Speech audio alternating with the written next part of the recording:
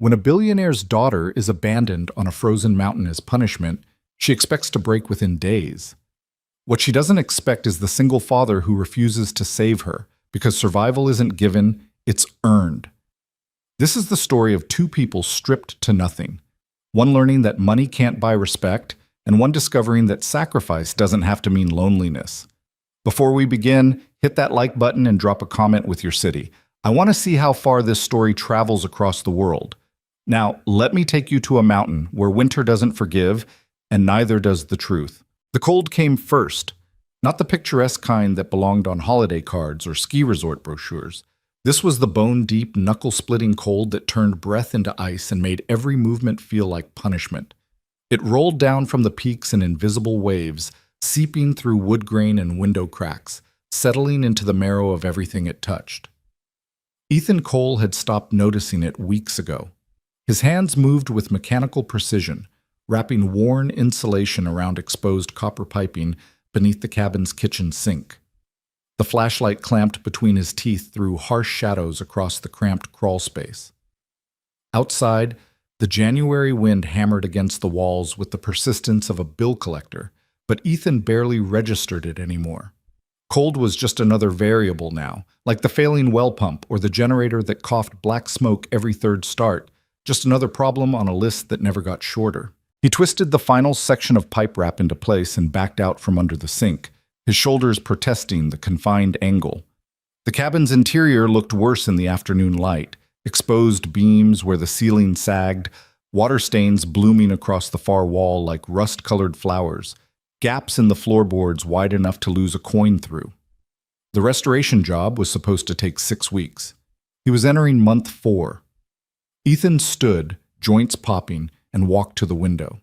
The view should have been stunning, ridge after ridge of snow-covered peaks stretching toward a sky the color of old bruises. But all he saw was isolation, miles of it, the kind of distance that turned a 30-minute drive into a 2-hour ordeal when the weather turned, which it always did. His phone sat on the makeshift workbench, screen dark. No service this high up, not reliably.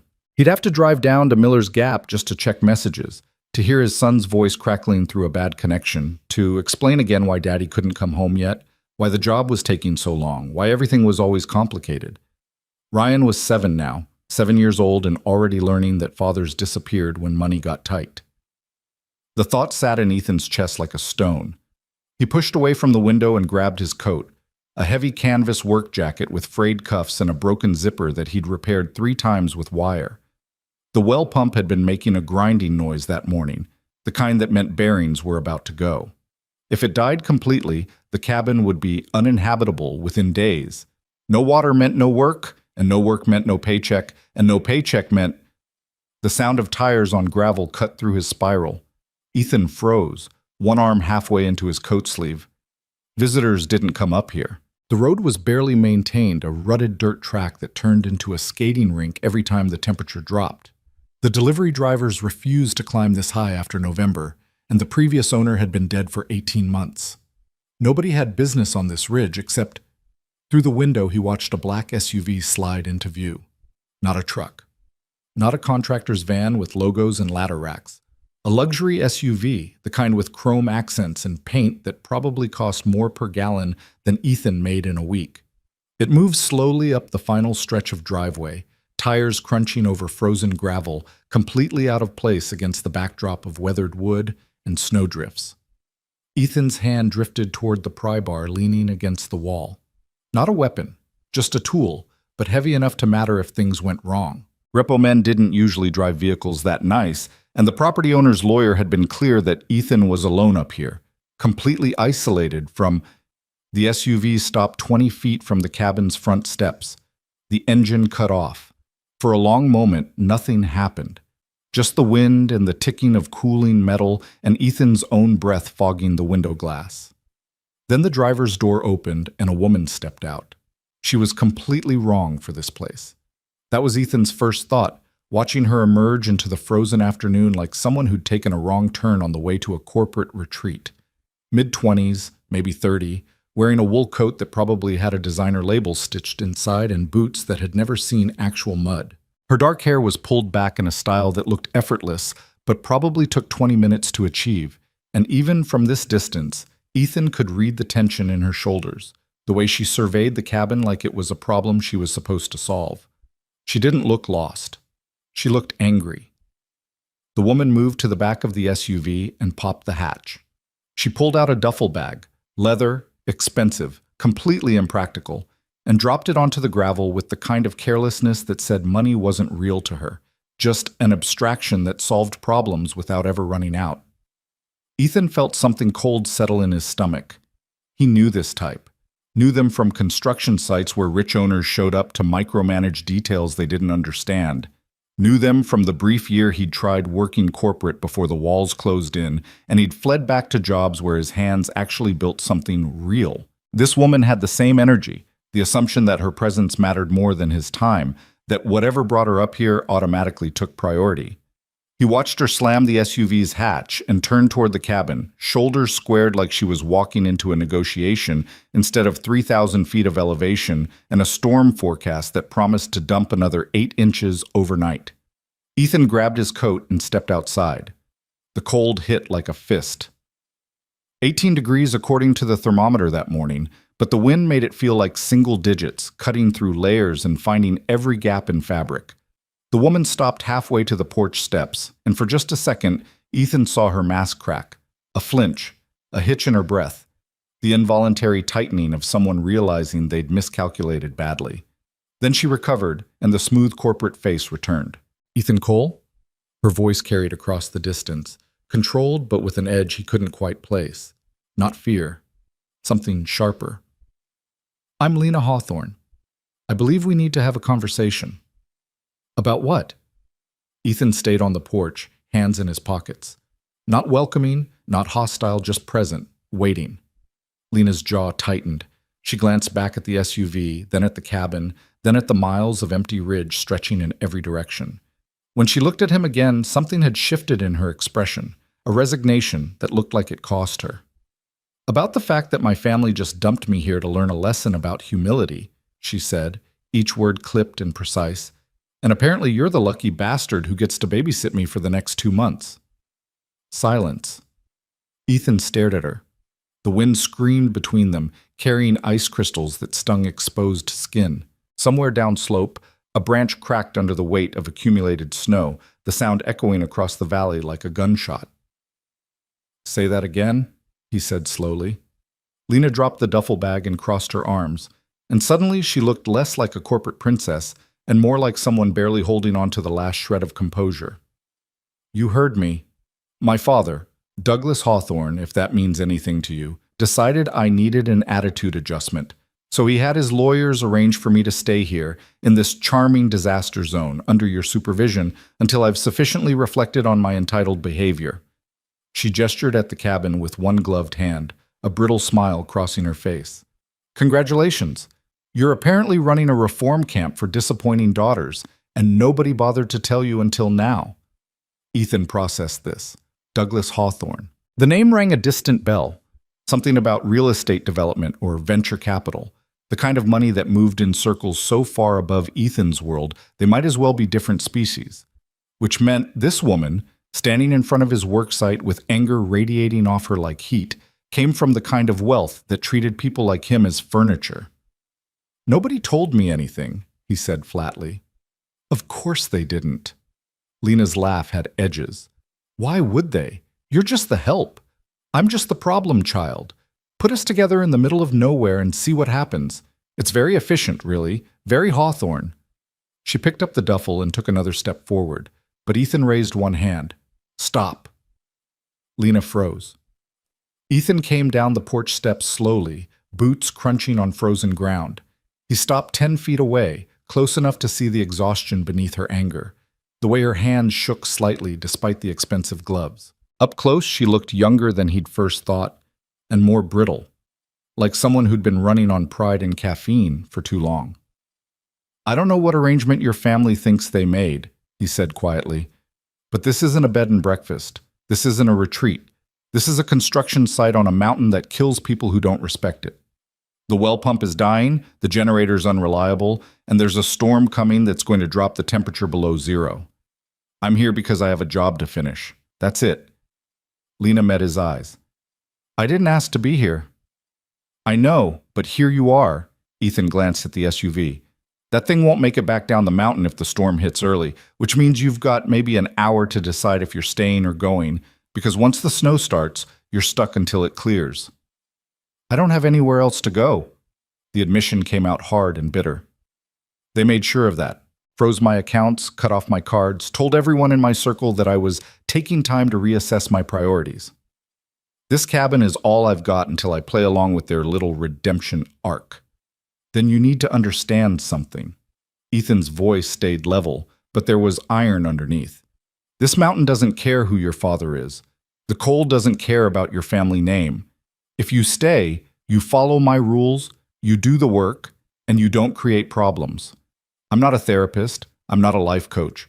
I fix buildings. That's all. Lena stared at him for a long moment, and Ethan could see the calculations running behind her eyes, measuring him, assessing whether he was serious, trying to find the angle she could use to regain control. She wouldn't find one, because Ethan didn't want anything from her except to be left alone to finish his job. Finally, she nodded, once. Sharp. Fine. Where do I put my things? Ethan turned and headed back toward the cabin. There's a room on the north side. No heat yet, but it's got a door and a window that mostly closes. You'll need extra blankets. I've got 2 spares in the storage closet. He didn't look back to see if she followed. Either she would or she wouldn't. Either way, the well pump still needed fixing before dark, and the sky was already starting to spit snow. Behind him, he heard the scrape of the duffel being dragged across gravel, and then her footsteps on the porch stairs. The cabin's interior made Lena stop in her tracks. Ethan registered her reaction from the corner of his eye while he stripped off his coat, the way her expression shifted from controlled composure to something closer to shock. He'd stopped seeing the space through fresh eyes weeks ago, but watching her take it in reminded him just how rough things actually were. Exposed 2x4s where walls should be. Plastic sheeting stapled over gaps in the exterior. A work table covered in tools and blueprints and coffee mugs that had never quite made it to the sink. The floor was plywood subflooring, unfinished and stained with drop cloths bunched in corners and extension cords snaking everywhere like orange veins. What passed for a kitchen was a camp stove on a makeshift counter, a mini fridge that hummed like it had asthma, and a plastic basin for washing dishes.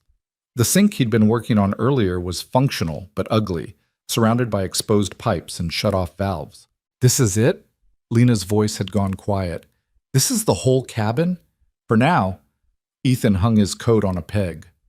When I'm done, it'll be a 3-bedroom with a full kitchen and a deck. Right now it's framework and optimism. Where do you sleep? He pointed to a corner where a sleeping bag was rolled up next to a Coleman lantern and a stack of paperback books. There. You get the room because it's got a door and you're technically a guest, even if neither of us wants you here. Lena set down her duffel. There's no bathroom. Outhouses around back, there's a chemical toilet inside for emergencies, but I wouldn't recommend it unless you're desperate. Ethan moved to the workbench and started sorting through pipe fittings, giving her space to process. Running water's iffy right now because of the pump situation. I've got 5-gallon jugs for drinking and cooking, and I heat wash water on the camp stove. You've been living like this for months? 3.5. He didn't look up. The owner's estate hired me to restore the place after the previous contractor walked off the job. Pays decent, and I needed the isolation. Why? The question was direct enough that Ethan paused. He could feel her watching him, trying to piece together who he was and why someone would choose this kind of hardship voluntarily. He didn't owe her an explanation, but something in her voice, the genuine confusion, made him answer anyway. I've got a son, he said. 7 years old, lives with his mother down in Ridgemont. I take jobs like this because they pay enough for me to send money home and save up for a better situation. Being up here means I'm not spending what I earn on rent and distractions. It's simple math. Lena was quiet for a moment. You left your son to live in this. I left my son to build a future where I can actually provide for him. Ethan's hands tightened on the wrench he was holding. There's a difference. Is there? He turned to look at her then, and whatever she saw in his face made her take a step back. Yeah, he said quietly. There is. Because in 6 weeks, when this job's done, I'll have enough saved to put a down payment on a real place. Somewhere stable. Somewhere he can visit without his mother worrying I'm going to drop him off at another temporary situation. He set the wrench down carefully. I made choices. Bad ones. I'm fixing them. That's how responsibility works. Lena's throat worked. I wasn't trying to... I know. Ethan cut her off, not unkindly. You were testing boundaries, seeing if I'd react. I'm telling you now you'll get honesty from me, but you won't get apologies for doing what's necessary. He grabbed a flashlight and a tool belt. Your room's the second door on the left. Get settled. I need to check the well before the light goes. If you're hungry, there's canned soup and bread in the cooler. Heat water on the stove if you want something warm. Where are you going?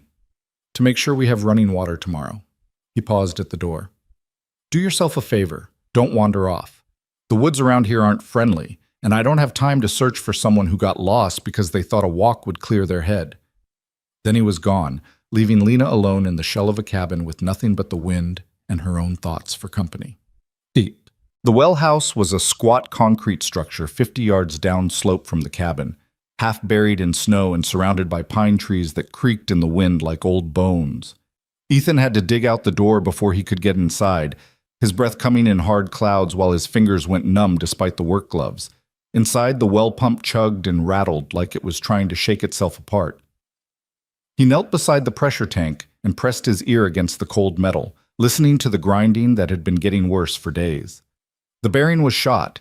He'd known it since Tuesday, but replacing it meant shutting down the water system completely, and he'd been putting it off because the temperature kept dropping and frozen pipes would turn a day job into a week-long disaster. Now he didn't have a choice.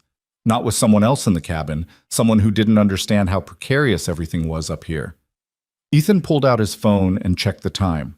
3:30. Maybe 2 hours of decent light left, and the snow was starting to fall harder, fat flakes that stuck to everything they touched. The bearing replacement would take 90 minutes if everything went perfectly, which it never did, and working in the dark with frozen fingers was a good way to strip bolts or cross-thread connections or make any of 100 mistakes that would cascade into catastrophe. But if he didn't fix it now, it would fail overnight, and then he'd be doing the same job in worse conditions with an angry woman demanding answers he didn't have. He made his decision in 5 seconds. The tool bag was back in the cabin. He'd need the pipe wrench, the strap wrench, the bearing puller, plumber's tape, and the spare bearing he'd bought 3 weeks ago when he'd first heard the grinding start. And towels, lots of towels, because shutting down the pump meant draining the system, and draining the system meant water everywhere. Ethan stood and headed back up the slope, his mind already running through the steps. Shut off the main valve, bleed the pressure, disconnect the motor housing, extract the old bearing, clean the shaft, install the new bearing, reassemble, pressurize, test. Simple on paper, brutal in practice.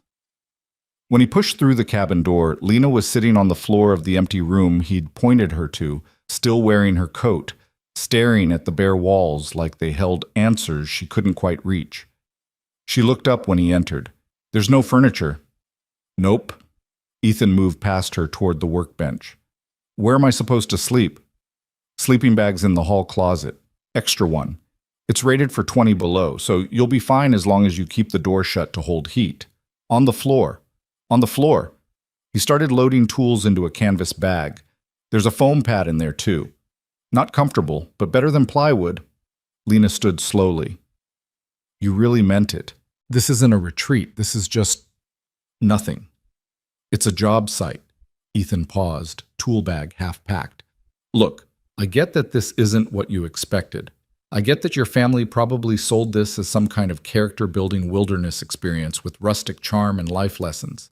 But the reality is a lot colder and a lot harder than whatever story they told. If you can't handle that, there's still time to call them and negotiate something else. I told you, I don't have anywhere else to go. Then you're going to have to adapt. He went back to packing. Because this mountain doesn't pause for learning curves. What are you doing right now? She moved closer, watching him work. With the tools? Fixing the well pump before it fails completely. How long will that take? Hour and a half if I'm lucky. 3 hours if something breaks. In the dark? Hopefully before the dark, but probably during it, yeah. Ethan cinched the tool bag closed. Why? Lena hesitated, and for the first time since she'd arrived, the corporate mask slipped completely. She looked young and out of her depth and scared in a way that had nothing to do with the cold. Because I don't know how any of this works. I don't know what a well pump is or why it matters or what happens if you can't fix it, and I don't like not knowing. Ethan studied her. A well pump brings water up from underground. Without it, we have no running water for drinking, cooking, washing, or toilets. The pump's failing because a bearing is worn out.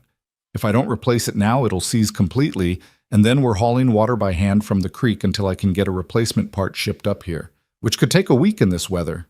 So it's critical. It's critical. Can I help? The question surprised him. Ethan had expected resistance, complaints, demands to know why this wasn't someone else's problem.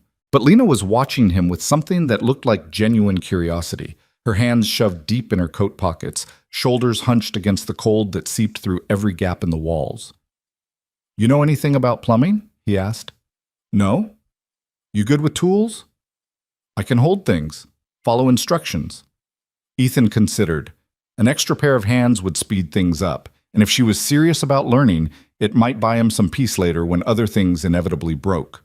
But teaching always took longer than working alone, and his patience for rich kids who thought manual labor was a novelty had worn thin years ago. Still, she'd asked. That counted for something.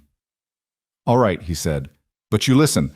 You don't touch anything I don't tell you to touch, and if you complain about the cold or the wet or how hard it is, I send you back here and finish alone. Clear? Clear? Get changed into something you don't mind destroying. We'll be kneeling in mud and water for the next 2 hours. 20 minutes later, they were in the well house and Lena was learning what real work felt like. Ethan had shut off the main valve and opened the bleed ports, and now water was gushing out of the system in cold, rust-stained torrents that soaked through every towel he'd brought and kept going. Lena knelt beside him in jeans and a sweatshirt that had probably cost $200 that morning and would be trash by nightfall, holding a bucket under one of the ports while water hammered into it with enough force to splash her face and arms. Don't let it overflow, Ethan said, working on a stubborn bolt with the pipe wrench. When it's 3/4 full, dump it outside and come back. Lena nodded, teeth chattering, and kept holding the bucket. The bolt came free with a screech of metal on metal. Ethan moved to the next one, his fingers already numb despite the gloves. The temperature in the well house was maybe 30 degrees, warmer than outside, but not by much, and the concrete walls sucked heat out of everything they touched. How do you know which parts to take apart? Lena asked, dumping the full bucket and returning with it empty. Experience. Diagrams. Lot of trial and error when I was younger.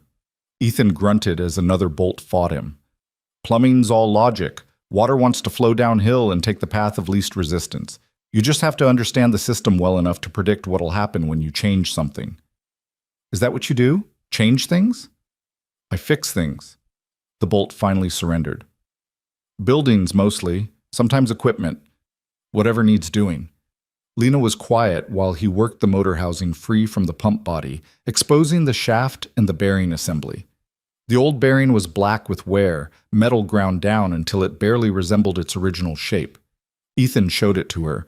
See that? That's what happens when something runs past its limits. The friction builds until the metal actually deforms. If I'd waited another week, the shaft would have seized completely and we'd be replacing the whole motor. How much would that cost? More than I get paid in a month. Lena stared at the ruined bearing. So you're always operating right on the edge. Up here? Yeah, everything's marginal. That's why you don't waste resources and you don't take shortcuts. He set the old bearing aside and reached for the new one. Hold this. She took the new bearing, careful not to drop it, while Ethan cleaned the shaft with a wire brush and solvent. The work was methodical, precise, requiring total attention despite the cramped space and the cold and the water still dripping from overhead pipes. Why'd you take this job? Lena asked after a while. If it's this hard, why not work somewhere easier? Ethan fitted the new bearing onto the shaft, checking alignment. Because easy jobs don't pay enough, and because most contractors won't touch a restoration this far out. Too much risk, too much isolation, too many ways for things to go wrong.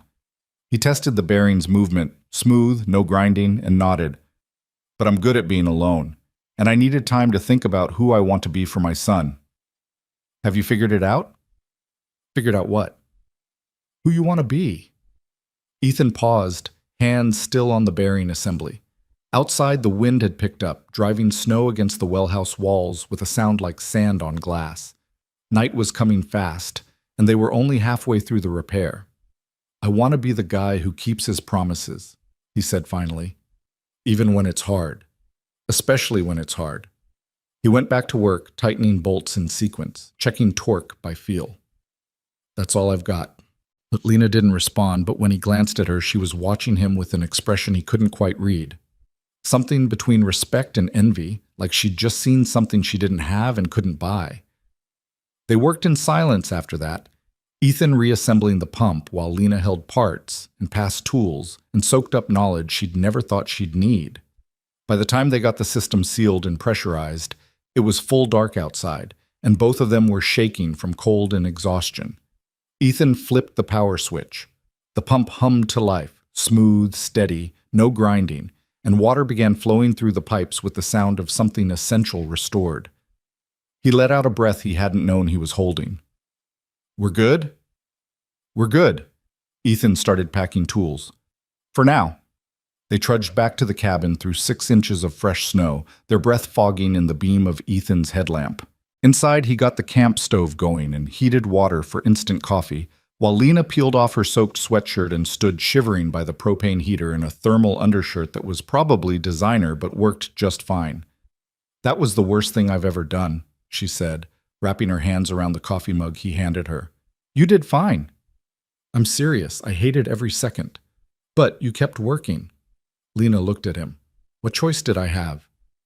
You always have a choice. Ethan sipped his own coffee, feeling the warmth spread through his chest. You could have quit and gone back to the cabin. You could have complained until I sent you away. You could have done the bare minimum and made me regret asking for help. He set the mug down. You didn't. That says something. It says I'm stubborn. It says you're stronger than you think. The words hung in the air between them, and for a moment something shifted. The beginning of understanding maybe, or just exhaustion breaking down walls neither of them had meant to build so high. Then Lena's phone buzzed. She pulled it from her pocket and stared at the screen, her expression hardening. Service must have come back. What is it? My father's assistant, confirming that I'm settling in and reminding me that I have 60 days to complete my personal development experience before they'll consider reinstating my access to company resources. She read the message again, her jaw tight. They sent an inspector. He'll be here Monday to verify I'm actually staying at the cabin and not hiding out in some hotel. Ethan felt something cold settle in his gut. An inspector. Family lawyer, probably, just to make sure I'm suffering appropriately. Tell them not to come. I can't. It's part of the arrangement. Then tell them it's a construction site and they need proper clearance and liability waivers. Ethan's voice had gone hard. This isn't a zoo. I'm not putting on a show for some corporate drone who wants to take photos and write reports. Lena looked at him, surprised. You don't have to deal with him. I'll handle it. If he's coming to my job site, I'll handle it. Ethan stood and moved to the window, staring out at the darkness and the snow that was still falling. I don't care what kind of lesson your family thinks they're teaching you. This place isn't a tool for their power plays. People work here. People could get hurt here. If someone shows up who doesn't understand that, they don't get past the driveway. Silence. Then quietly, thank you. Ethan didn't turn around. Don't thank me. Just understand that while you're here, you're not a Hawthorne. You're not a project. You're just Lena, and you do the work or you don't. Everything else is noise. He heard her move toward the hallway, pausing in the doorway. Ethan? Yeah? Earlier, you said I'm stronger than I think. What made you say that? He thought about the question, about her kneeling in freezing water for 2 hours without complaint, about the way she'd held that bucket steady even when her hands were shaking, about the fact that she'd asked to help in the first place when most people in her position would have stayed inside and demanded service. Because weak people make excuses, he said. You just made coffee and kept going. When he finally turned around, she was gone, and he was alone with the wind and the work and the knowledge that everything had just gotten a lot more complicated. Outside, the storm buried the mountain under another foot of white, and somewhere down in Ridgemont, his son was probably asking his mother when Daddy was coming home. Soon, Ethan thought, just a little bit longer. He just had to survive the lesson he'd accidentally agreed to teach. Part 2. Louis viết sexualize từ liên kết liền mạch với các phần trước trong câu chuyện và hồi thoại tạo thành một câu chuyện liền mạch khi ghép lại. Mỗi phần liền mạch với phần trước không giới thiệu lại câu chuyện ở đầu phần mới.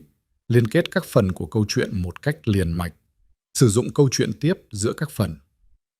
Duy trì chủ đề, tránh ngắt quãng đột ngột, không sử dụng gạch đầu dòng hoặc tiêu đề phụ. Phong cách kể chuyện Mỹ, Hoa Kỳ, giống văn giàu cảm xúc. Kể theo ngôi thứ ba, giữ độ kịch tính không viết lan man, kết thúc phần không giới thiệu phần sau. Lưu ý trả lời trong mục tin nhắn không nhảy sang document The Run 45, Part 2. The weekend passed in a rhythm of work and silence. Ethan rose before dawn both days, his internal clock tuned to the thin gray light that came before sunrise. He'd make coffee on the camp stove, check the generator and the well pump, then lose himself in the kind of labor that didn't require thought, framing walls, running electrical conduit, patching gaps in the exterior where wind sliced through like cold knives. Lena emerged later, always bundled in layers, always watching him with an intensity that made him wonder what she was really looking at. She didn't ask to help again, but she didn't hide either. Saturday afternoon, he found her outside with a snow shovel, clearing the path from the cabin to the well house without being asked. The work was clumsy. She held the shovel wrong, put her back into it instead of using her legs, stopped every few minutes to catch her breath in air so cold it burned. But she kept going, and by the time the sun dropped behind the western peaks, the path was clear. Sunday, she appeared in the doorway while he was installing insulation in the north wall, her arms full of his dirty laundry. "Where's the washer?" she asked. Ethan looked up from the fiberglass batting. "Don't have one." "Then how do you—" She stopped. "You don't. I drive down to Miller's Gap once a week and use the laundromat." He went back to cutting insulation to size. "Next trip's Thursday." Lena stared at the clothes in her arms. "That's disgusting." "That's reality." He fitted a section of insulation between studs and stapled it in place. "You get used to it." She disappeared without another word. 20 minutes later, he heard water running in the kitchen basin and looked over to see her scrubbing his work shirts by hand with a bar of soap, her expensive rings sitting in a neat line on the counter. The sight was so incongruous, this woman who'd probably never washed her own clothes in her life, standing over a plastic tub like a character from another century, that Ethan almost laughed. Instead, he went back to work and pretended not to notice when she hung the shirts on a makeshift line by the propane heater, her hands red from the cold water. That night, they ate canned chili in silence, sitting on opposite sides of the space with their bowls and their thoughts. The wind howled outside, and somewhere in the darkness, a tree branch snapped under the weight of ice, the crack echoing across the valley like a warning. "The inspector's coming at 10, Lena said finally, scraping the bottom of her bowl. "His name is Marcus Venn. He works for my father's legal team." Ethan didn't look up from his food. "What's he supposed to verify?" "That I'm here, that I'm staying, that I'm not gaming the system." Her voice went flat. "My father doesn't trust me to suffer appropriately without supervision." "You talk about your family like they're strangers." "Maybe they are." She set her bowl aside. "I don't know anymore. 3 weeks ago, I thought I understood how everything worked. Now I'm sitting in a freezing cabin eating beans from a can while some lawyer comes to check if I've learned to be grateful yet." Ethan finally met her eyes. "Have you?" "Grateful?" Lena laughed, and it sounded like breaking glass. "No, but I'm learning other things, like how much I didn't know, like how easy it is to be useless when you've never had to be anything else." "You're not useless. I washed your shirts because I didn't know what else to do with myself. That's not competence, Ethan. That's desperation." He studied her across the dim space, this woman who'd arrived 3 days ago, radiating anger and pride, now sitting in borrowed thermal clothes with her hair in a messy bun and her hands still chapped from the wash water. Something had cracked in her, not broken, but cracked, letting light through gaps that hadn't been there before. You want to know what I think? He said. Probably not. I think you're so used to measuring yourself by other people's standards that you don't know how to see your own progress. Ethan stood and gathered the bowls. You've been here 3 days. You haven't complained, you haven't demanded special treatment, and you helped fix a well pump in below freezing temperatures without being forced. That's not desperation. That's adaptation. Lena was quiet while he washed the dishes in heated water, and when he turned back around, she was staring at her hands like they belonged to someone else. My father would say I'm playing at being humble, she said softly.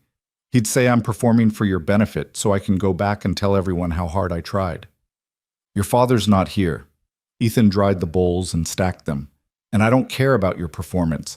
I care about whether you do the work or make excuses. So far, you're doing the work. Does that matter? It's the only thing that matters. The words settled between them like something tangible, and Lena nodded slowly, absorbing them.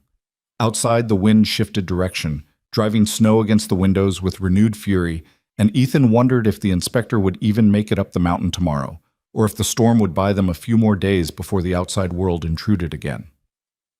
He should have known better than to hope for delays. Monday morning arrived clear and brutally cold, the kind of January day where the sun came up bright and useless, lighting everything without warming anything. Ethan was replacing a section of rotten subflooring when he heard the vehicle, not Lena's luxury SUV, but something heavier, a truck engine grinding up the grade in low gear. He set down his circular saw and moved to the window. A black Ford F-250 crested the final rise, pristine despite the mud and slush, corporate logos on the doors too small to read from this distance. It parked next to Lena's SUV with the precision of someone who spent a lot of time arriving at places where their presence was a statement. The driver's door opened and a man stepped out. Marcus Venn looked exactly like Ethan expected. Mid-40s, expensive outdoor wear that had never seen actual outdoor use. The kind of beard that was professionally maintained to look rugged without being uncivilized. He surveyed the cabin with the expression of someone mentally cataloging deficiencies for a report, then pulled out a tablet and started taking photos. Ethan was out the door before the man could knock. "This is private property," he said from the porch. "State your business." Marcus looked up from his tablet, eyebrows raising slightly. "Ethan Cole, I presume." "Marcus Venn, representing Hawthorne Consolidated Holdings. I'm here to conduct a welfare check on Ms. Lena Hawthorne as stipulated in her conditional residency agreement." "She's fine. Welfare checked. You can leave." "Yupke?" Marcus smiled. The kind of smile that didn't reach anywhere important. "I'm afraid it's not that simple. The agreement requires an in-person verification and documentation of living conditions. Standard protocol for this type of arrangement. There's nothing standard about dumping your boss's daughter on a construction site and calling it character development. Nonetheless, buts." Marcus moved toward the porch steps. "If you'll excuse me," Ethan came down the stairs and stopped 3 feet from the lawyer, close enough that the man had to look up to maintain eye contact. "Let's be very clear about something. This is an active construction site. OSHA regulations apply. You don't have proper safety equipment. You haven't been briefed on site hazards, and you sure as hell haven't signed a liability waiver, which means you don't get to walk around taking pictures and writing reports like you own the place." Marcus's smile tightened. "Mr. Cole, I understand you're protective of your workspace, but I have legal authority. You have legal authority to verify Ms. Hawthorne is alive and present. You don't have authority to inspect my work or interfere with my job. So here's what's going to happen. You're going to wait right here. I'm going to get Lena. She's going to confirm she's alive and staying voluntarily, and then you're going to leave before you step in something that costs your client money." The two men stared at each other, and Ethan could see Marcus recalculating, trying to decide if pushing the issue was worth the confrontation. Before he could answer, the cabin door opened and Lena stepped out. She'd changed into clean clothes, jeans and a flannel shirt that was probably Ethan's based on how it hung on her frame, and her hair was pulled back in a simple ponytail. Without makeup, without the armor of corporate style, she looked younger and harder at the same time, like someone who'd been stripped down to essentials and was still figuring out what was left. "Hello, Marcus," she said evenly. "You can tell my father I'm alive, I'm staying, and I'm exactly where I'm supposed to be." Marcus's professional mask slipped for just a second. Lena, you look different? She came down the steps and stood next to Ethan, and he caught the deliberate choice in it. Solidarity, maybe, or just refusing to be isolated. I've been working. Turns out it changes a person. Your father asked me to verify the accommodations are adequate. They're adequate. The reports suggest this facility lacks basic amenities. The reports are correct. Lena's voice stayed calm, but Ethan heard steel underneath. No central heating, no running water in the bathrooms, no internet or reliable cell service. It's exactly as uncomfortable as it's supposed to be. Marcus tapped something on his tablet. And Mr. Cole has been cooperative? Mr. Cole has been professional, which is more than I can say for the family that exiled me here without warning. She crossed her arms. Was there anything else? Because, unlike you, I actually have work to do today. The lawyer's jaw tightened. Your father also asked me to remind you that the terms of your reinstatement require demonstrated personal growth and acceptance of responsibility for past behaviors. He hopes this experience is providing appropriate perspective. Tell my father that perspective is subjective, but frostbite is objective, and I'm learning to prioritize accordingly. Marcus stared at her like she'd grown a second head. I'll include that in my report. You do that. Lena turned back toward the cabin, then paused. Oh, and Marcus? The next time someone comes up here to verify I'm suffering correctly, make sure they understand this is a construction site, not a corporate campus. Mr. Cole was being polite when he mentioned liability waivers. I won't be. She disappeared back inside, leaving Ethan and Marcus standing in the cold morning air. The lawyer cleared his throat. She seems different. She seems tired of being treated like a problem instead of a person, Ethan said. Your inspection's done. Time to leave. Marcus took a few more photos of the cabin's exterior, for the report, presumably, then climbed back into his pristine truck. The engine roared to life, and he executed a careful three-point turn before heading back down the mountain, leaving twin tracks in the snow. Ethan watched until the truck disappeared around the first bend, then went back inside. Lena was standing by the window, arms still crossed, staring at nothing. You all right? He asked. That man has been to my apartment, to my office, to family dinners where he sits 3 seats down and takes notes on everything we say. Her voice was quiet. He's seen me in board meetings and charity galas and every version of myself I've built over 26 years. And just now, I don't think he recognized me at all. Is that good or bad? She turned to look at him. I don't know yet. Ethan grabbed his work gloves from the bench. Well, while you're figuring it out, I need help moving lumber from the truck bed to the north wall. Storm's coming Wednesday, and I want the exterior sealed before it hits. You're putting me to work right after I got inspected for compliance? I'm putting you to work because there's work to do. He headed for the door, then stopped. And because standing around thinking about what your father's lawyer saw or didn't see won't change anything. But building a wall will keep us warmer. Your choice, which one matters more. He left her there and walked out into the cold, trusting she'd follow or she wouldn't. 30 seconds later, he heard her boots on the porch steps. The lumber was 2x6s, 12 feet long, still damp from being stored outside under tarps. They were heavy and awkward, especially in the cold when fingers didn't want to grip properly and breath came in hard clouds. Ethan showed Lena how to carry them, one person on each end, knees bent, back straight, moving in sync to avoid dropping the board or smashing fingers. They made 15 trips from the truck to the staging area inside the cabin, and by the 8th trip, Lena had stopped trying to talk and just focused on breathing and lifting and not falling on the icy ground. Her face went red from exertion, and her hands shook when they set down each board, but she didn't quit.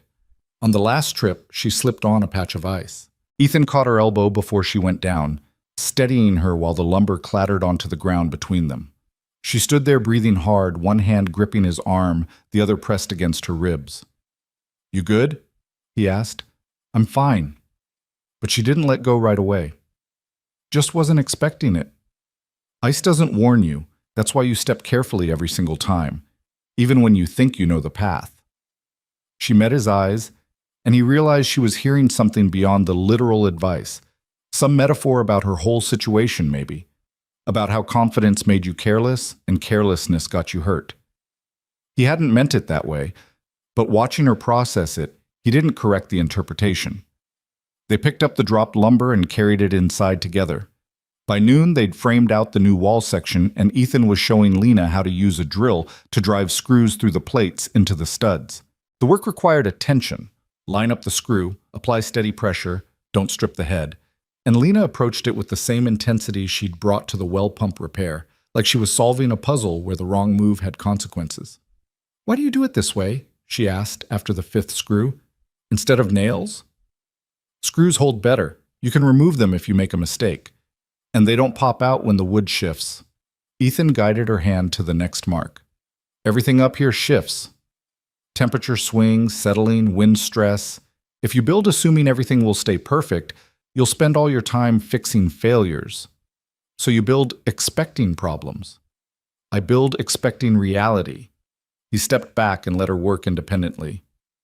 "Problems are just reality you didn't plan for." Lena sank the next 3 screws without help, and Ethan caught the small smile that crossed her face when the last one seated perfectly flush. It was the kind of satisfaction that came from doing something right with your own hands, and he recognized it because he'd felt it himself 1,000 times. That moment when the work stopped being struggle and became competence. They broke for lunch around 1. Eating sandwiches Ethan had made that morning with bread that was starting to go stale and cheese that was probably too old but still tasted fine. Lena ate hers without complaint, sitting on a saw bench with her back against the unfinished wall. "Can I ask you something?" she said after a while. "Depends on the question." "Why'd you really take this job? And don't tell me it's just the money. There are easier ways to make a living." Ethan chewed slowly, considering how much truth he wanted to share. "I told you, I needed isolation to think." "Think about what?" "About who I was before I became a father. About whether that person was worth finding again, or if I needed to build someone completely new." He finished his sandwich and crumpled the wrapper. "My ex-wife used to say I ran away from problems instead of facing them. She was right. I'd take jobs in remote places, tell myself it was about providing, when really it was about not having to deal with the hard conversations." "Is that what you're doing now? Running away?" "No." The answer came quick and certain. "Now I'm running towards something. There's a difference. I'm out here because being alone helps me see clearly, helps me separate what I want from what other people expect. When I'm done with this job, I'll go back to my son knowing exactly who I am and what I can offer him. Not promises, just truth." Lena was quiet for a long moment. "I've never known who I am without my family name attached. Everything I've done, every job, every relationship, it's all been filtered through being a Hawthorne. Even this exile is about them, about teaching me to appreciate what they built." She looked down at her hands still red from work. "I'm 26 years old, and I've never just been Lena. I don't even know what that looks like." "Maybe that's the real lesson," Ethan said. "Not gratitude, just identity. And if I don't like what I find, then you build something different, same as anyone else." She absorbed that, and Ethan could see her wrestling with it. The idea that she had agency beyond her family's expectations. That the cage might have always been partly unlocked, and she'd just never tried the door. It was the kind of realization that couldn't be forced, only discovered, and he knew better than to push. They worked through the afternoon in comfortable silence, Lena learning the rhythm of construction. Measure twice, cut once, check square, fasten, secure. The wall took shape board by board, and by the time the light started to fail, they had the frame complete and half the exterior sheathing in place. Ethan stepped back to inspect their work, checking for gaps and misalignments. It was solid, not perfect, but solid, which was all that mattered in a restoration. Lena stood beside him, wiping sawdust from her face, and he caught her looking at the wall with something like pride. "It's not finished," he said, "but it's real." She touched one of the studs they'd installed. "This morning, it was just lumber in a truck. Now it's part of a wall. We did that." "We did. It feels different than other accomplishments." "How so?" She struggled for words. "Like it matters in a way that quarterly earnings or successful pitches never did.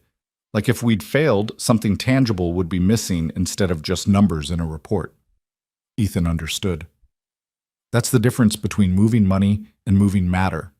One's abstract, the other's real in ways you can touch. They cleaned up the work site as the temperature dropped and the sky went from blue to purple to black.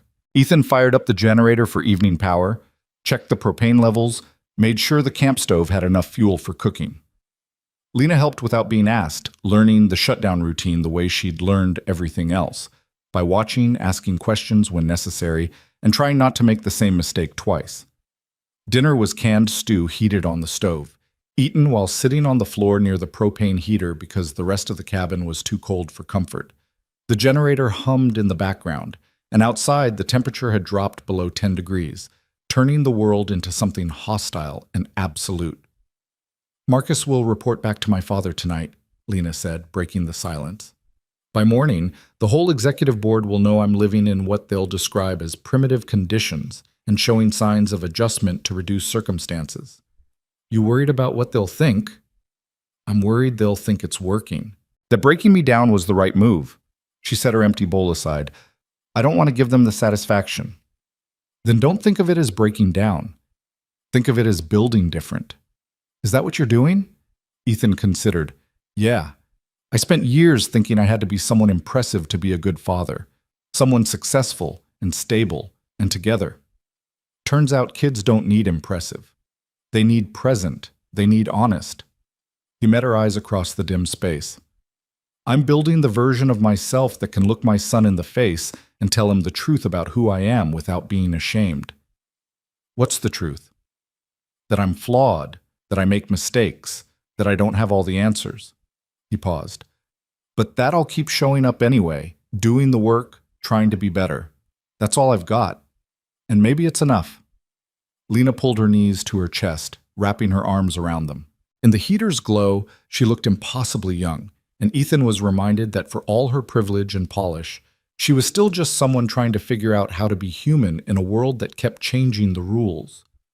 "I used to think strength meant never needing help," she said quietly. "My father runs his empire like that. Total self-sufficiency, no vulnerabilities, control every variable.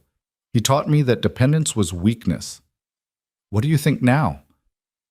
"I think I've asked you for help 4 times in 3 days, and it hasn't made me weaker.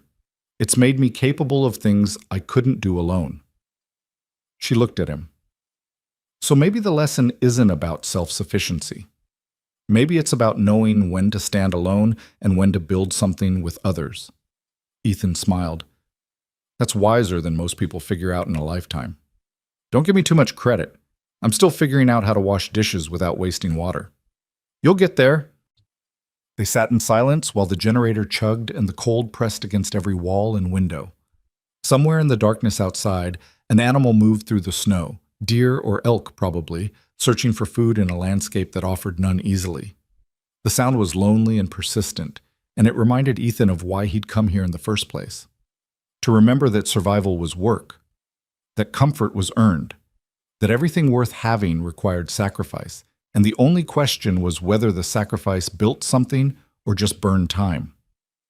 "Storm's coming Wednesday," he said eventually. "Big one, according to the forecast. We need the exterior sealed and the interior spaces secure before it hits. What happens if we don't finish in time? Then we spend 3 days freezing while wind tears through gaps we could have closed." He stood and stretched, joints popping. "But we'll finish. Always do." Lena stood too, gathering their bowls. "You have a lot of faith in our work ethic." "I have faith in consequences. They're a hell of a motivator." She laughed, the first real laugh he'd heard from her, and the sound filled the cold space with something almost like warmth. For just a moment, the cabin felt less like a prison and more like a shelter they were building together, and Ethan thought maybe this whole strange situation might actually lead somewhere worth going. Then the well pump made a sound like grinding metal, and the water pressure dropped to nothing, and he remembered that mountains didn't care about moments of connection or lessons learned. They only cared about whether you were prepared for the next thing that broke. "Get the flashlights," Ethan said, already moving toward his tools. "We've got work to do." And Lena, without hesitation, went to find the lights. Part 3. Louis.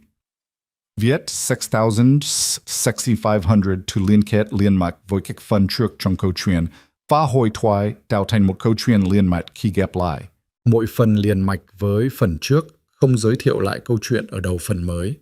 Liên kết các phần của câu chuyện một cách liền mạch. Sử dụng câu chuyện tiếp giữa các phần. Duy trì chủ đề, tránh ngắt quãng đột ngột, không sử dụng gạch đầu dòng hoặc tiêu đề phụ. Phong cách kể chuyện Mỹ, Hoa Kỳ, giống văn giàu cảm xúc. Kể theo ngôi thứ ba, giữ đồ kịch tính không viết lần man, kết thúc phần không giới thiệu phần xảo.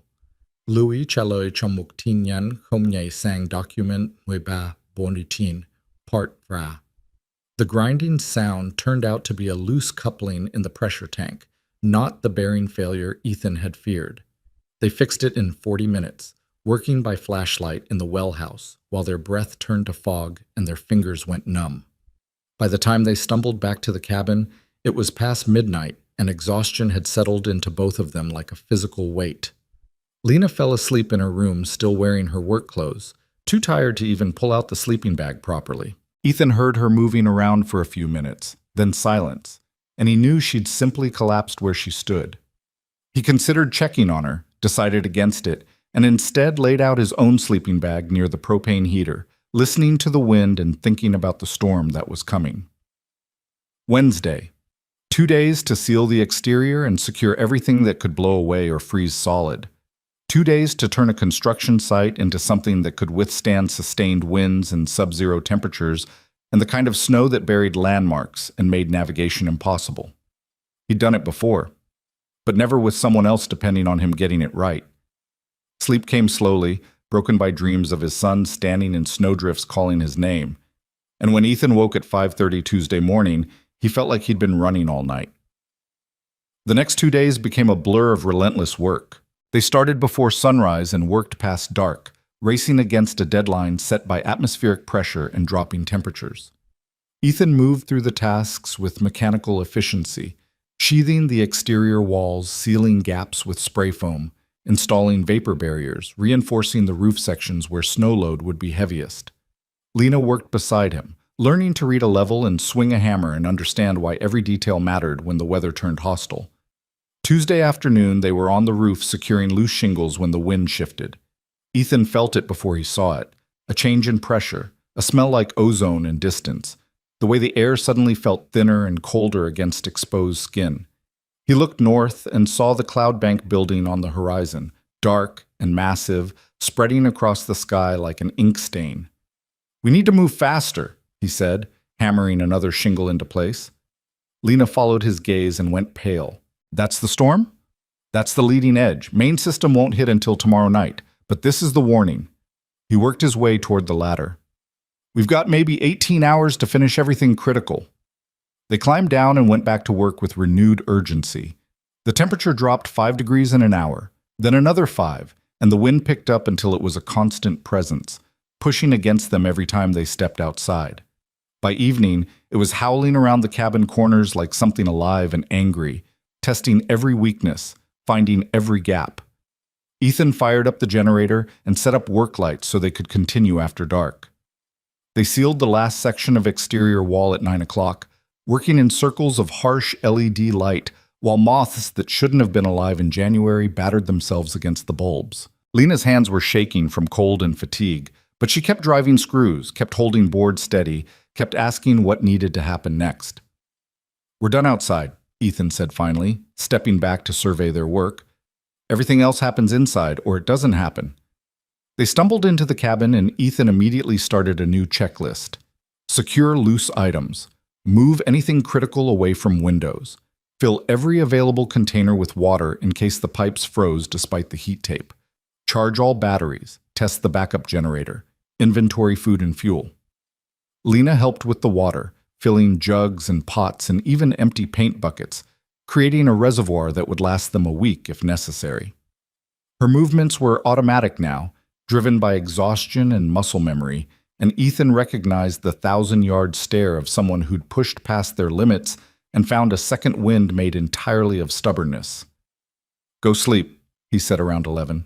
"I'll finish the generator check." "What if you need help?" "Then I'll wake you. Right now I need you rested more than I need another pair of hands." She nodded and disappeared into her room, and this time Ethan heard her actually set up the sleeping bag properly before the sounds of movement stopped. He allowed himself a small smile. She was learning, adapting, becoming competent in ways that mattered, then turned his attention back to the generator. The machine was old, temperamental, and absolutely critical. Without it, they had no lights, no power tools, no way to charge phones or run the well pump if the main power failed. Ethan had rebuilt it once already this winter, replacing the carburetor and cleaning the fuel system. But mechanical things always failed at the worst possible moment. He checked the oil level. Good. Fuel filter. Clean. Spark plug. Slightly fouled, but functional. He ran it through 3 start cycles, listening to the engine's rhythm, feeling for the hesitation that would indicate a problem developing. It ran rough, but steady. Good enough. Probably. Maybe. Ethan shut it down and sat back on his heels, suddenly aware of how tired he was. His shoulders ached from hours of overhead work. His hands were covered in small cuts and scrapes that he didn't remember getting, and his eyes felt like someone had rubbed them with sandpaper. But the cabin was sealed. The water was stored. The generator was functional. They were as ready as they were going to be. He set his phone alarm for 6 and crawled into his sleeping bag without bothering to undress. Sleep took him under like a riptide, fast and complete, and for a few hours there were no dreams at all.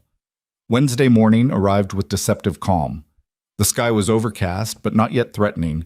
The wind had died to an occasional gust, and the temperature had actually risen a few degrees overnight. Ethan knew better than to trust it. This was the eye before the hurricane, the moment when nature gathered itself for the real assault. He made coffee and checked the weather report on his phone during the brief window when he could get signal. The forecast had worsened. The storm system had intensified overnight, pulling moisture from the Pacific and Arctic air from the north, creating conditions the meteorologists described as historic and potentially catastrophic for anyone caught unprepared at elevation. Expected snowfall, 18 to 30 inches. Wind gusts, up to 70 miles per hour. Temperature dropping to 15 below zero once the front passed.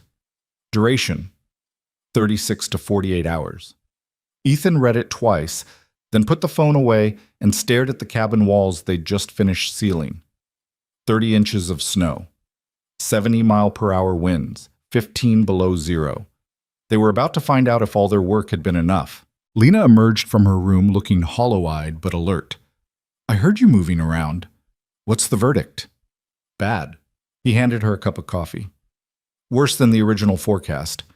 We're going to be locked in here for at least 2 days, maybe 3 if the roads don't get cleared quickly."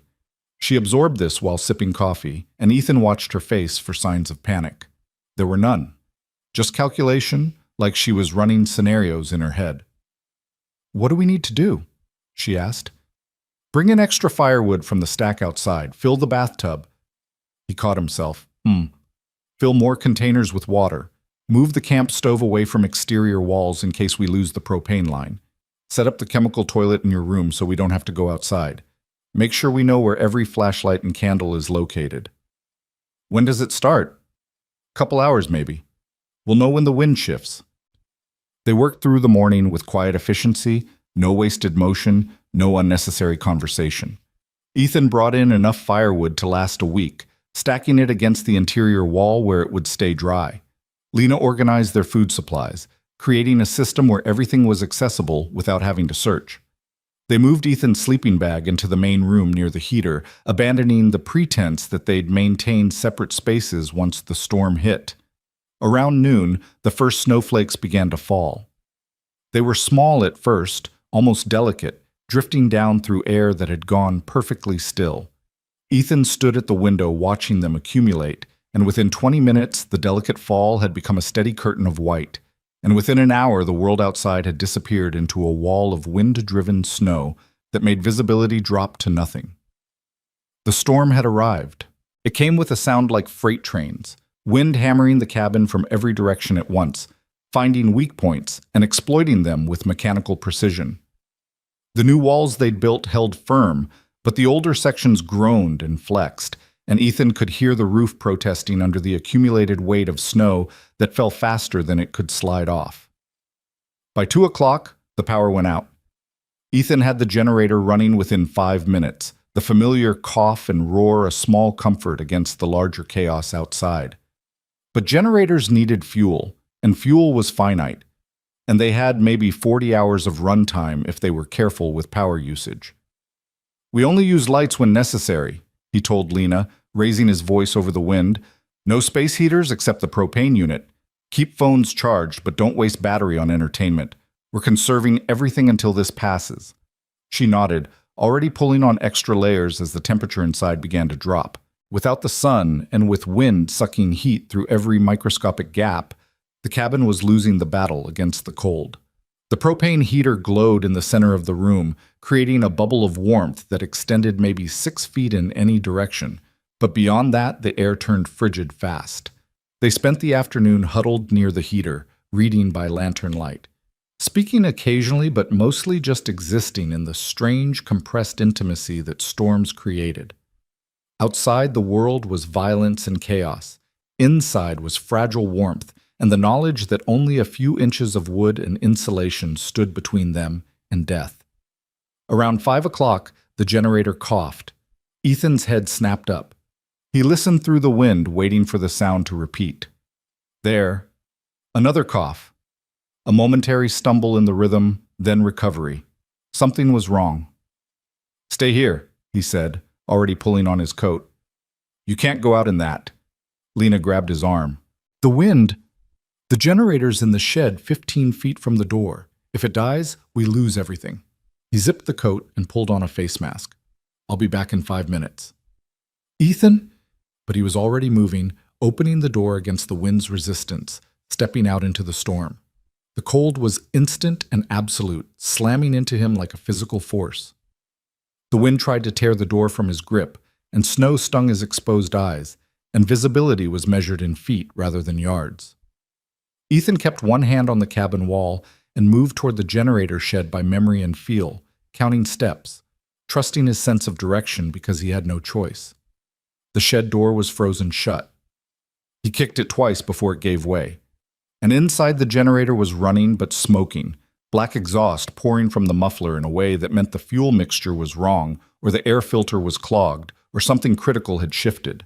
Ethan killed the engine and immediately the world went darker, the work lights dying, leaving only the gray dimness of stormlight filtering through cracks. He pulled out his flashlight and inspected the generator by its beam, his fingers already going numb despite the gloves. The air filter housing was coated in ice. The cold had caused condensation that had frozen, blocking airflow, choking the engine. Ethan cleared it with stiff fingers, working fast because every second out here was dangerous. And then he checked the fuel line and found ice there too, crystals forming in the filter. He had spare filters in his tool bag. In the cabin. 15 feet away, but might as well be miles. Ethan made the decision in 5 seconds. He couldn't run the generator like this. It would seize or overheat or fail in some catastrophic way. But he couldn't leave it off either, because without power the well pump was useless, and the lights were dead, and they'd be trapped in the dark with temperatures dropping. He had to fix it. Now, in the middle of the storm. He sprinted back to the cabin, snow immediately filling his tracks behind him. Lena met him at the door, eyes wide. "Fuel filters frozen," he gasped, shaking snow from his coat. "I need the spare filters and the wrench set and the heat gun. Heat gun needs power. We'll run it off the truck battery. Come on." They grabbed supplies and ran back out together, Lena carrying the tools while Ethan used his body to shield her from the worst of the wind. In the shed, he rigged the heat gun to the truck battery with jumper cables while Lena held the flashlight steady, and together they thawed the fuel line enough to remove the frozen filter. Installing the new one should have taken 2 minutes. It took 10 because his fingers wouldn't cooperate, and the threads kept cross-threading and the wind kept finding ways into the shed, bringing snow that melted on the generator's hot parts and created new problems. Finally, the new filter was in place and tightened properly. Ethan primed the fuel system, checked the choke, and pulled the starter cord. Nothing. He pulled again. Nothing. "Come on," he muttered, checking connections. Everything looked right. The fuel was flowing. The air filter was clear. Why wasn't it? The spark plug. He'd noted it was fouled yesterday but hadn't replaced it. "I need the spare plug for my tool belt," he said. "It's in the inside pocket."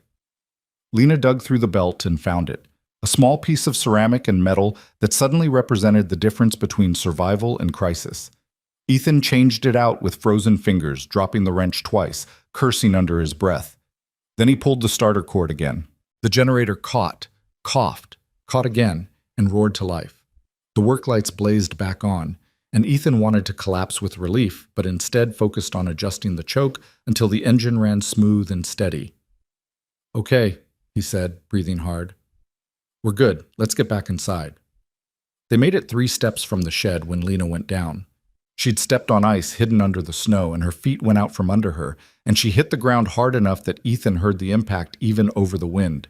He dropped to his knees beside her, hands on her shoulders. "You hurt?" "My ankle." Her voice was tight with pain. "Twisted it." Ethan didn't hesitate. He got an arm under her shoulders and another under her knees and lifted, carrying her toward the cabin while she protested that she could walk. But walking meant putting weight on the injury, and a sprain at the beginning of a 3-day storm was how small problems became disasters. Inside, he set her down near the heater and carefully removed her boot. The ankle was already swelling, and when he pressed gently on the joint, she hissed through her teeth. "Probably just a sprain," he said, "but we need to ice it and keep it elevated." "Ice." "In the middle of a blizzard." Lena laughed, but it came out shaky. "That's ironic." "Snow works fine." Ethan grabbed a plastic bag and went back outside long enough to fill it with clean snow, then wrapped it in a towel and placed it against her ankle. "Keep this on for 20 minutes, then off for 20. I'll make a splint to keep it stable."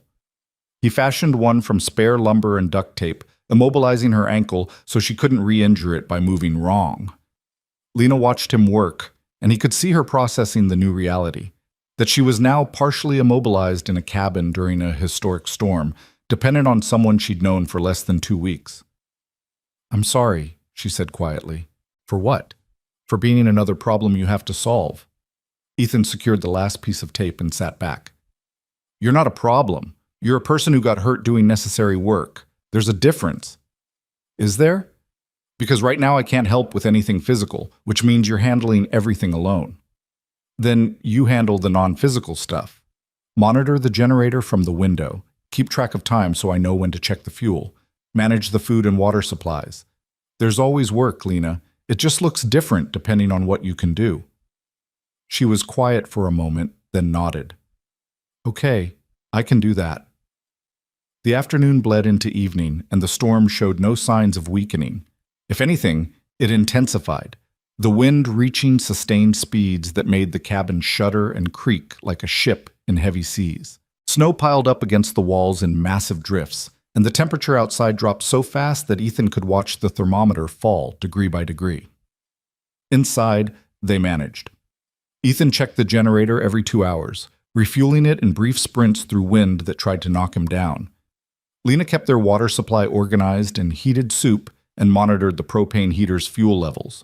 They worked around her injured ankle, adapting to the limitation without dwelling on it. Around 9 o'clock, Ethan noticed the cabin was getting colder, despite the heater running at full capacity. He checked the propane tank and felt his stomach drop. They were down to a quarter tank, maybe less, and the storm was barely halfway through.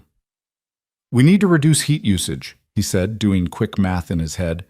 "If we run the heater all night, we'll be out of propane by morning.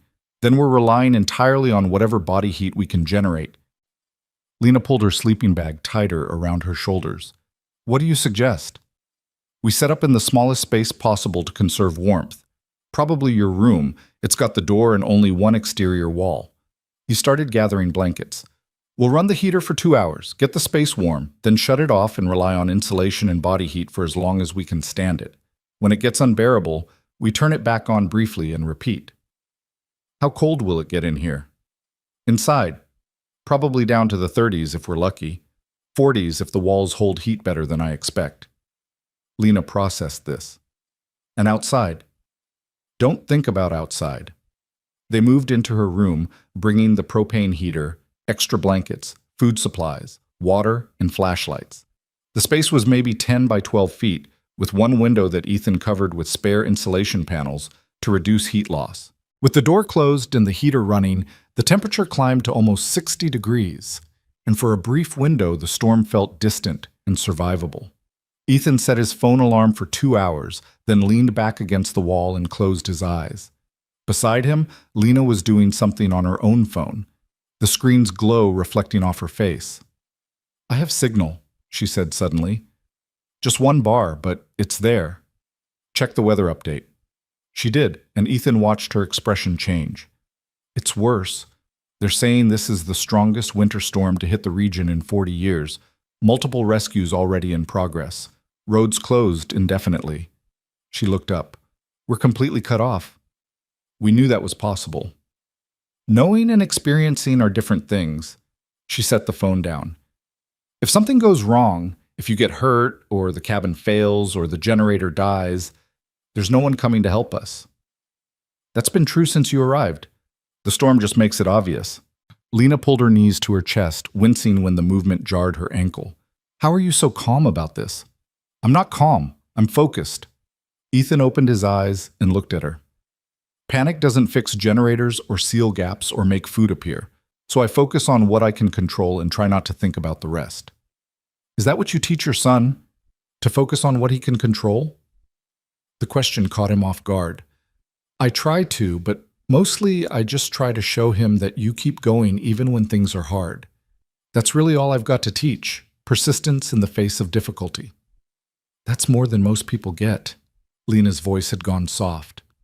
"My father taught me that control was everything, that if you were smart enough and ruthless enough, you could bend any situation to your advantage." She gestured at the storm-wrapped cabin. "Turns out nature doesn't care how smart or ruthless you are." "No," Ethan agreed. "It doesn't." They sat in silence while the heater hummed and the wind screamed and time compressed into something measured by warmth and darkness. The 2 hours passed, and Ethan shut off the heater like he'd promised, and within 20 minutes the temperature began to drop.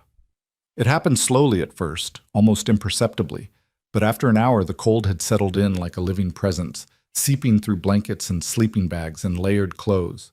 Lena's breath began to fog, and Ethan could feel the chill working into his core despite every layer he wore. "How long do we wait before turning it back on?" Lena asked, teeth chattering. "As long as we can stand it. Fuel's more precious than comfort right now." Another hour crawled by. The temperature in the room dropped into the 40s, then the 30s, and Ethan's hands were shaking too much to hold his book steady. Beside him, Lena had curled into a tight ball inside her sleeping bag, only her face visible, and even in the darkness, he could see she was suffering. "Okay," he said finally. "We'll turn it on for 30 minutes, just enough to take the edge off." He relit the heater, and the warmth was immediate and glorious, spreading through the small space like salvation. They both gravitated toward it unconsciously, holding their hands near the element, breathing in air that didn't hurt. "I never appreciated heat before," Lena said, her voice thick with exhaustion. "It was just always there. Background. Automatic. Most comfort is like that. You don't notice it until it's gone." The 30 minutes passed too quickly, and when Ethan shut off the heater again, the cold rushed back in like it had been waiting. They repeated the cycle through the night, 2 hours off, 30 minutes on, measuring survival in increments of warmth and endurance. Neither of them really slept, just dozed fitfully between the cold and the worry and the noise of the storm that never stopped. Around 3 in the morning, Ethan smelled smoke. He was instantly awake, every sense alert. Smoke. Not wood smoke from a fireplace, but something chemical and wrong coming from somewhere in the cabin. He grabbed his flashlight and stood, ignoring the protest of joints that had stiffened in the cold. "What is it?" Lena asked, struggling to sit up. "Stay here, don't move." He opened the door and smoke rolled into the room, thick, acrid, the kind that came from burning plastics or wiring. Ethan dropped to his knees where the air was clearer and crawled into the main cabin space, following the smell. The generator. Something was wrong with the generator. He made it to the front door and pulled it open, and smoke poured out into the storm like a living thing. Outside, he could see the shed door hanging open, and through the snow he caught glimpses of something glowing orange. The generator was on fire. Ethan didn't think. He ran through knee-deep snow toward the shed, the cold forgotten, adrenaline overriding every survival instinct that screamed at him to stay inside. The generator's housing was melting, fuel dripping onto the floor, and if the fire reached the main fuel tank, the whole shed would explode. He grabbed the fire extinguisher he'd mounted on the wall and emptied it onto the generator, foam covering the flames, choking them out. The fire died reluctantly, leaving behind a smoking ruin that had been their only source of power. Ethan stood there in the storm, breathing hard, staring at the destroyed machine. Without the generator, they had no lights except flashlights and candles. No way to run the well pump, no way to charge phones or power tools or maintain any connection to the outside world. They were truly isolated now. He grabbed the flashlight and inspected the damage in its beam. The generator was completely destroyed. The fuel system melted, the electrical components fused together, the whole thing a total loss. He'd need a new generator, which meant ordering one and waiting for delivery, which meant days or weeks depending on how fast the roads cleared. Something caught his eye. A crack in the fuel line he'd replaced earlier. It had failed, leaked fuel onto the hot engine housing, and ignited. His repair job, done in the storm, had caused this. His fault. His mistake. And now they were paying the price. Ethan walked back to the cabin in a daze, snow filling his tracks, the wind pushing him like it wanted him gone. Inside, Lena was standing in the doorway despite her ankle, leaning on the frame, her face pale in the flashlight's beam. "The generator?" she asked. "Gone. Burned out. My fault. The fuel line failed. Can you fix it?" "Not without parts I don't have." He stripped off his snow-covered coat. "We're on our own now. Flashlights and candles only. No power until the storm clears and I can get to town." Lena absorbed this, and Ethan waited for the panic, the recriminations, the fear that would be entirely justified. Instead, she just nodded. "Then we adapt," she said. "Same as everything else." He stared at her, this woman who 2 weeks ago had arrived expecting comfort and special treatment, now standing on a sprained ankle in a freezing cabin during a catastrophic storm, talking about adaptation like it was simple. "Yeah," he said quietly. "We adapt." They went back into the small room and closed the door, and in the darkness lit only by a single candle, they huddled together for warmth because there was no other choice. Outside, the storm raged on, indifferent to their struggle, and Ethan thought about his son and wondered if this was the lesson he'd come here to learn. That strength wasn't about controlling every variable. It was about enduring when control was gone. Part 4. Louis Viet Saxomin means Saxon to liên kết, liên mạch với các phần trước trong câu chuyện, phá hối thoại tạo thành một câu chuyện liền mạch khi ghép lại. Mọi phần liền mạch với phần trước, không giới thiệu lại câu chuyện ở đầu phần mới, liên kết các phần của câu chuyện một cách liền mạch, sử dụng câu chuyện tiếp giữa các phần. Duy trì chủ đề, tránh ngắt quãng đột ngột, không sử dụng gạch đầu dòng hoặc tiêu đề phụ, phong cách kể chuyện Mỹ, Hoa Kỳ, giống văn giàu cảm xúc. Kể theo ngôi thứ 3, giữ đồ kịch tính không viết lan man, kết thúc phần không giới thiệu phần sau. Lưu ý trả lời trong mục tin nhắn không nhảy sang document 1353, Part 4. The hours that followed blurred into a test of pure endurance. Without the generator, the cabin temperature dropped steadily toward whatever equilibrium existed between their body heat and the storm outside. Ethan and Lena huddled together in the sleeping bags, sharing warmth because dignity and personal space were luxuries they could no longer afford. The propane heater sat cold and useless, its fuel too precious to burn through in one night. Ethan kept checking his watch by flashlight, marking time, calculating how many hours until dawn, even though dawn wouldn't change anything.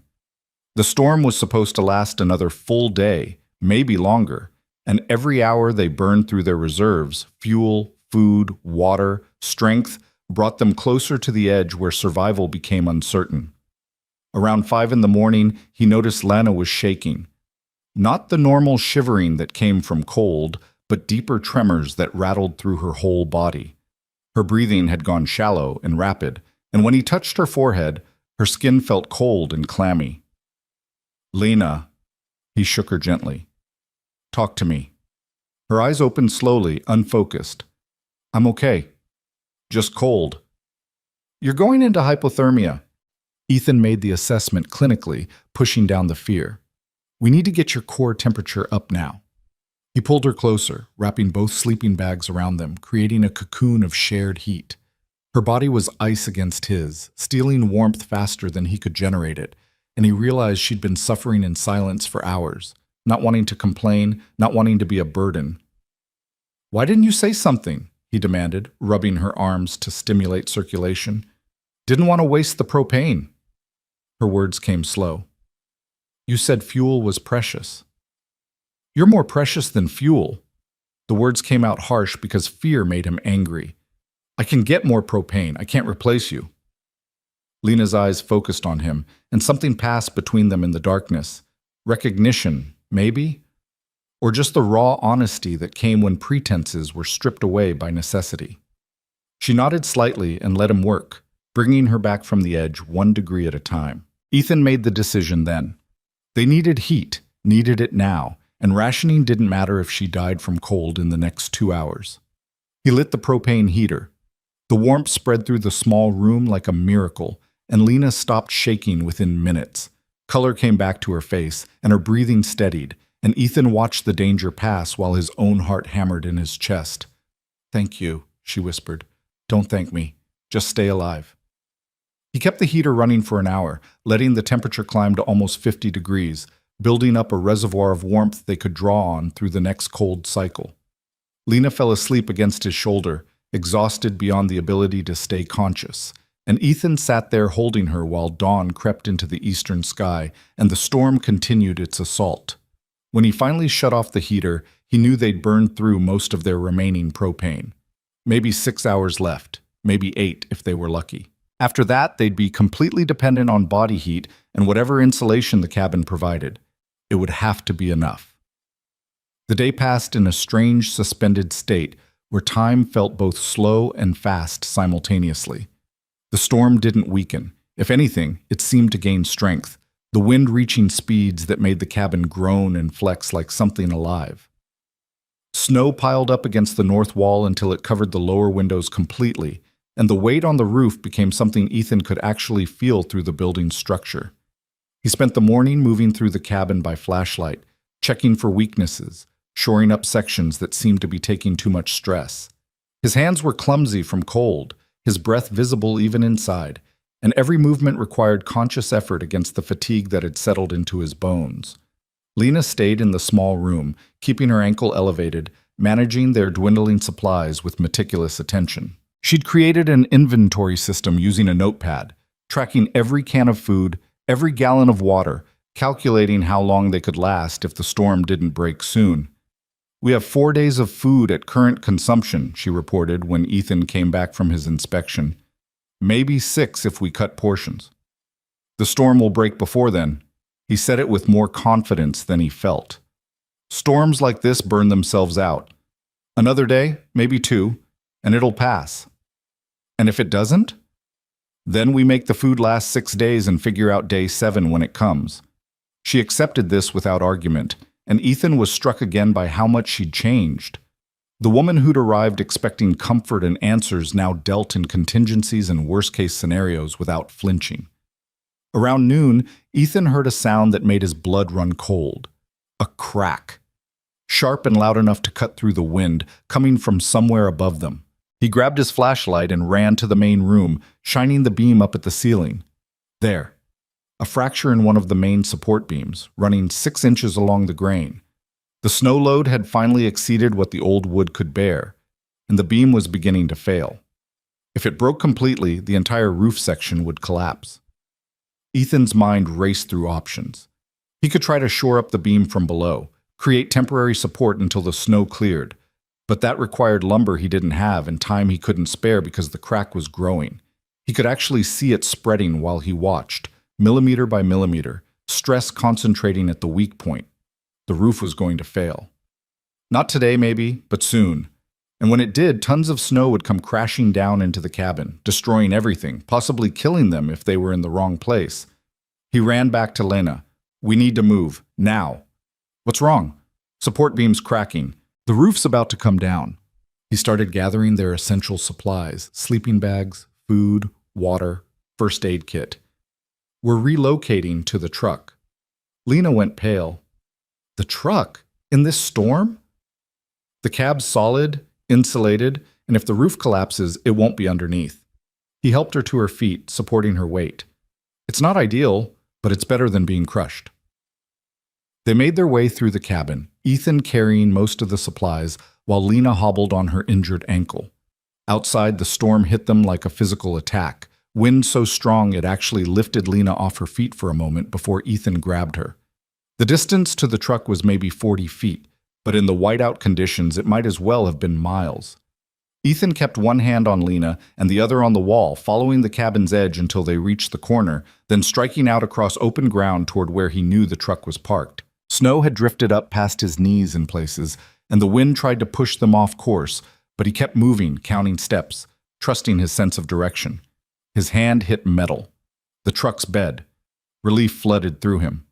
He got Lena into the passenger seat, then loaded their supplies into the extended cab's back seat. The truck had a half tank of gas, which meant they could run the engine for heat in short bursts, and the cab was tight enough that their body heat would actually make a difference.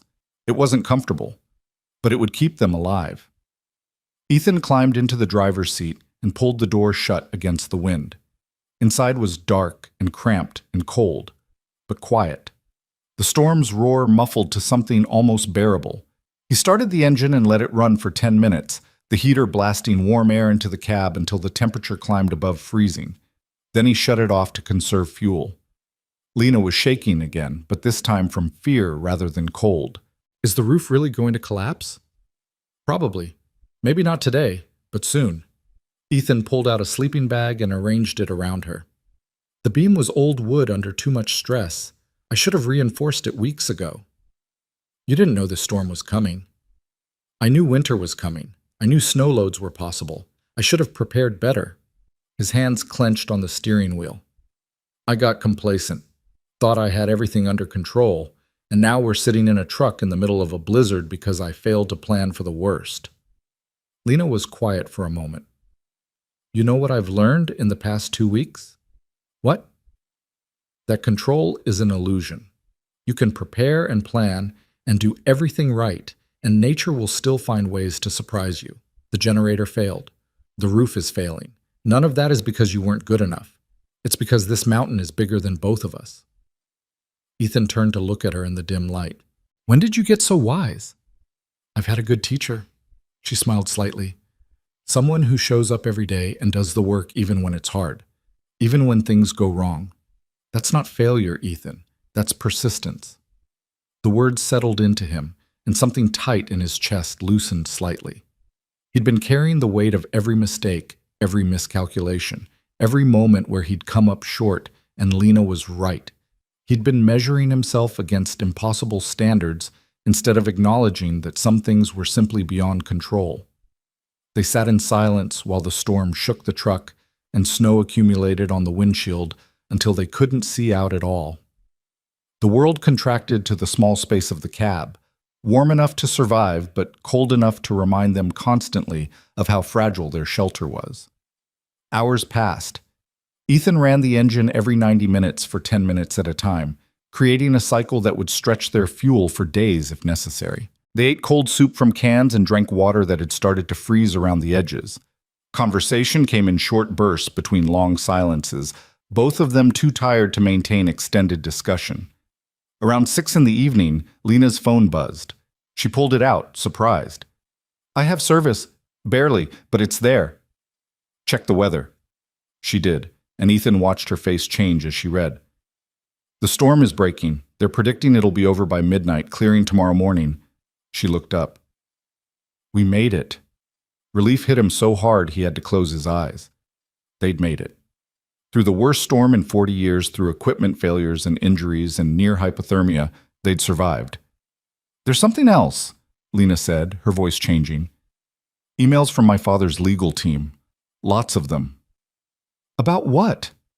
She scrolled through them, her expression unreadable. They want me to come home early. They're saying the storm proves the cabin is unsafe, that forcing me to stay violates duty of care. They've sent documentation for me to sign acknowledging the hazardous conditions. Are you going to sign it? Lena stared at the phone for a long moment, then closed it and set it aside. No? Why not? This is your way out. You can leave tomorrow, go back to your life, tell them you completed the lesson or whatever narrative they want. Because I'm not done yet. She turned to face him. I came here angry and entitled and convinced I was being punished for crimes I didn't commit. And maybe I was. But somewhere in the past 2 weeks, I stopped caring about proving my family wrong and started caring about proving something to myself. What's that?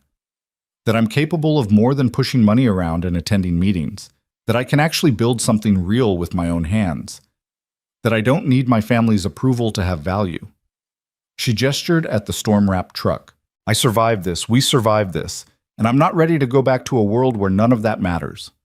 Ethan understood. He'd come to this mountain for the same reason, to find out who he was without the labels other people put on him, to test himself against something that didn't care about his past failures or future promises. How long do you want to stay? He asked. As long as it takes to figure out what comes next. Lena pulled the sleeping bag tighter. I have access to my laptop. Before the storm hit, I'd been going through my family's corporate documents, looking for inconsistencies in how they structured the business. I found things, questionable things, contracts that don't add up, partnerships that seem designed to hide money rather than make it.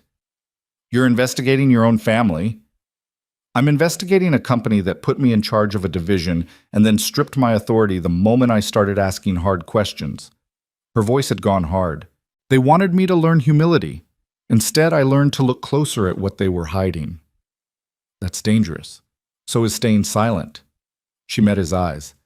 My father dumped me here to break me, to make me grateful for the privilege of being a hawthorn. But what he actually did was give me time and distance to see the whole structure clearly. And from here, it looks corrupt. Ethan processed this. What are you planning to do with what you found? I don't know yet, but I'm not going back until I have answers, until I have leverage. She smiled grimly. They taught me everything they know about power and manipulation. Time to use those lessons against them.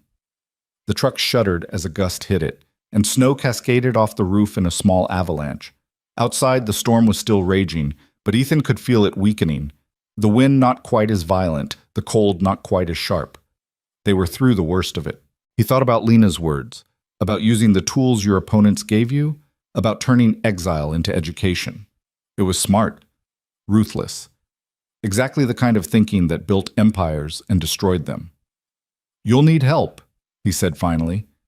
If you're going after your family's company, you'll need people who understand construction law, environmental regulations, labor practices, all the places where corners get cut and money gets hidden. You know people like that? I know contractors who've been screwed by developers. I know inspectors who've been pressured to approve unsafe work. I know where the bodies are buried, metaphorically speaking. He turned in his seat to face her. If you're serious about this, I can help you build a case. But you need to be sure, because once you start down this path, there's no going back to being Daddy's daughter. Lena didn't hesitate. I'm sure. They shook hands in the dim cab, and Ethan felt the calluses on her palms. New skin, formed from work and hardship, physical proof of her transformation. This wasn't the woman who'd arrived 2 weeks ago. This was someone new, forged in cold and struggle, and the kind of honesty that only came when everything else was stripped away. The storm broke around 11 that night, the wind dying to whispers, the snow tapering to nothing. By midnight, stars were visible through breaks in the clouds, and the temperature began to rise as the Arctic air mass moved on. They stayed in the truck until dawn, sleeping fitfully, waiting for enough light to assess the damage. When the sun finally came up, Ethan climbed out into a transformed landscape. Snow had drifted higher than the truck's hood in places, creating sculpted walls that turned the familiar area into something alien and beautiful. The cabin was still standing, but barely. The north section had indeed collapsed. The roof caved in under the weight, timbers jutting at broken angles like ribs. But the section they'd been working on, the new walls they'd built together, stood firm. Ethan walked around the cabin slowly, checking the damage, calculating what could be salvaged and what was lost. It was bad. Weeks of setback, maybe months. Insurance would cover some of it, but not the lost time, not the momentum. Lena appeared beside him, limping on her ankle but mobile. She stared at the collapsed section without speaking, and Ethan waited for disappointment or recrimination. Instead, she said, "We can rebuild it. It'll take time." "We have time." She pointed at the section that had survived. "And we already proved we can work together. This is just more of the same." Ethan looked at her, really looked at her. Somewhere in the past 72 hours, they'd stopped being a contractor and an exile forced together by circumstances. They'd become something else. Partners, maybe? Or just two people who understood what it took to survive and were willing to do the work.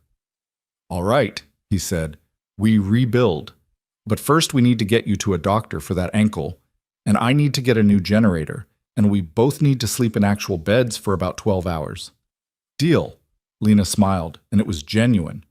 "And then we come back and fix this place properly. Together." They trudged back to the truck and Ethan started the engine, letting it warm up while he cleared snow from the windows. The road down the mountain would be treacherous, probably impassable in places, but the storm had broken and help was coming. They'd made it through the worst. Before he put the truck in gear, Lena pulled out her phone and opened her email. She typed for a few minutes, then showed him the screen. It was a message to her father's legal team, formal and precise. In it, she declined to sign any documentation regarding unsafe conditions. She confirmed her intention to complete the full 60-day residency as agreed, and she requested copies of all corporate partnership agreements related to the Hawthorne Holdings real estate division, citing her board position and right to audit company records.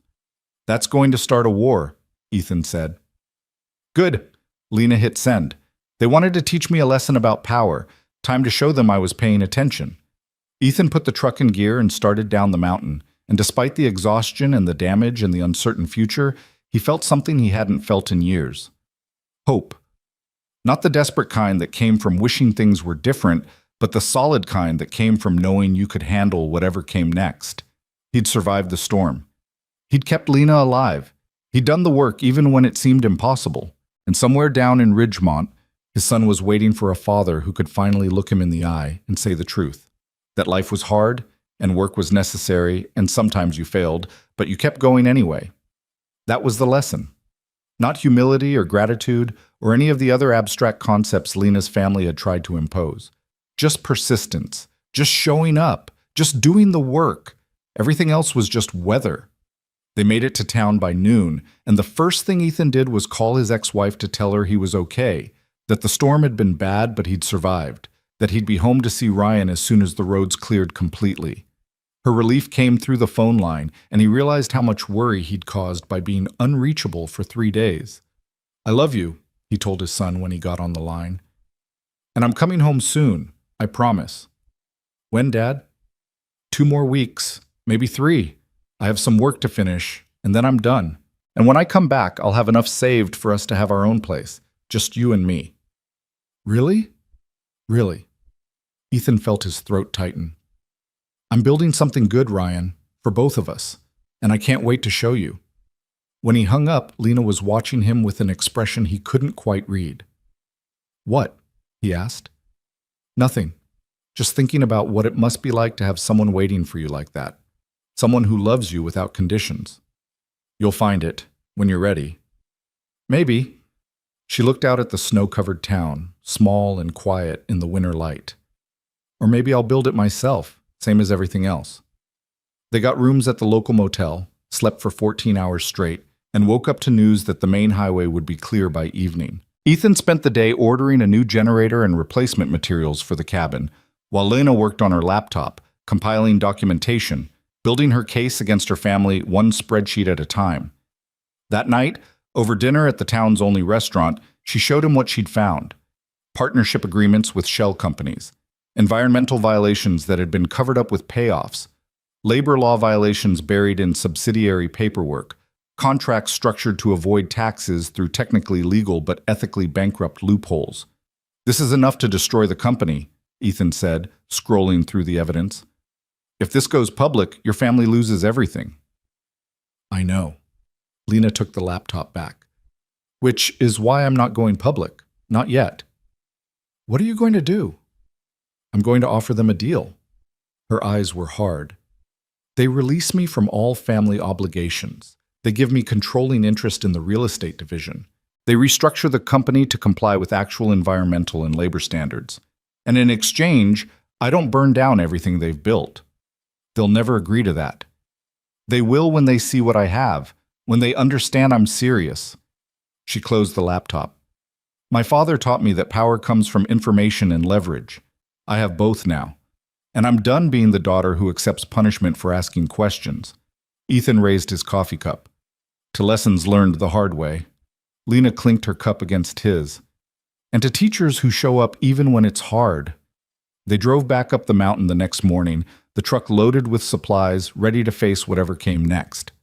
The cabin waited for them, damaged but standing, and Ethan looked at it and saw not failure, but potential. They would rebuild. They would make it stronger. They would prove that sometimes the best response to destruction was simply to begin again. And this time, they wouldn't be doing it alone. Part 5 lưu ý thật. Viết Satomin 6500 to liên kết liền mạch với các phần trước trong câu chuyện, pha hồi thoại, tạo thành một câu chuyện liền mạch khi ghép lại. Mỗi phần liền mạch với phần trước, không giới thiệu lại câu chuyện ở đầu phần mới. Liên kết các phần của câu chuyện một cách liền mạch. Sử dụng câu chuyện tiếp giữa các phần. Duy trì chủ đề, tránh ngắt quãng đột ngột, không sử dụng gạch đầu dòng hoặc tiêu đề phụ. Phong cách kể chuyện Mỹ, Hoa Kỳ, giống văn giàu cảm xúc. Kể theo ngôi thứ 3, giữ đồ kịch tính không viết lan man. Phần 5 giải quyết hết vấn đề và kết thúc trọn vẹn câu chuyện. Lưu ý trả lời trong mục tin nhắn không nhảy sang document 13 faces. The work of rebuilding started immediately, but it was different this time. Ethan and Lena approached the damaged cabin not as a contractor and his unwanted charge, but as partners with equal investment in the outcome.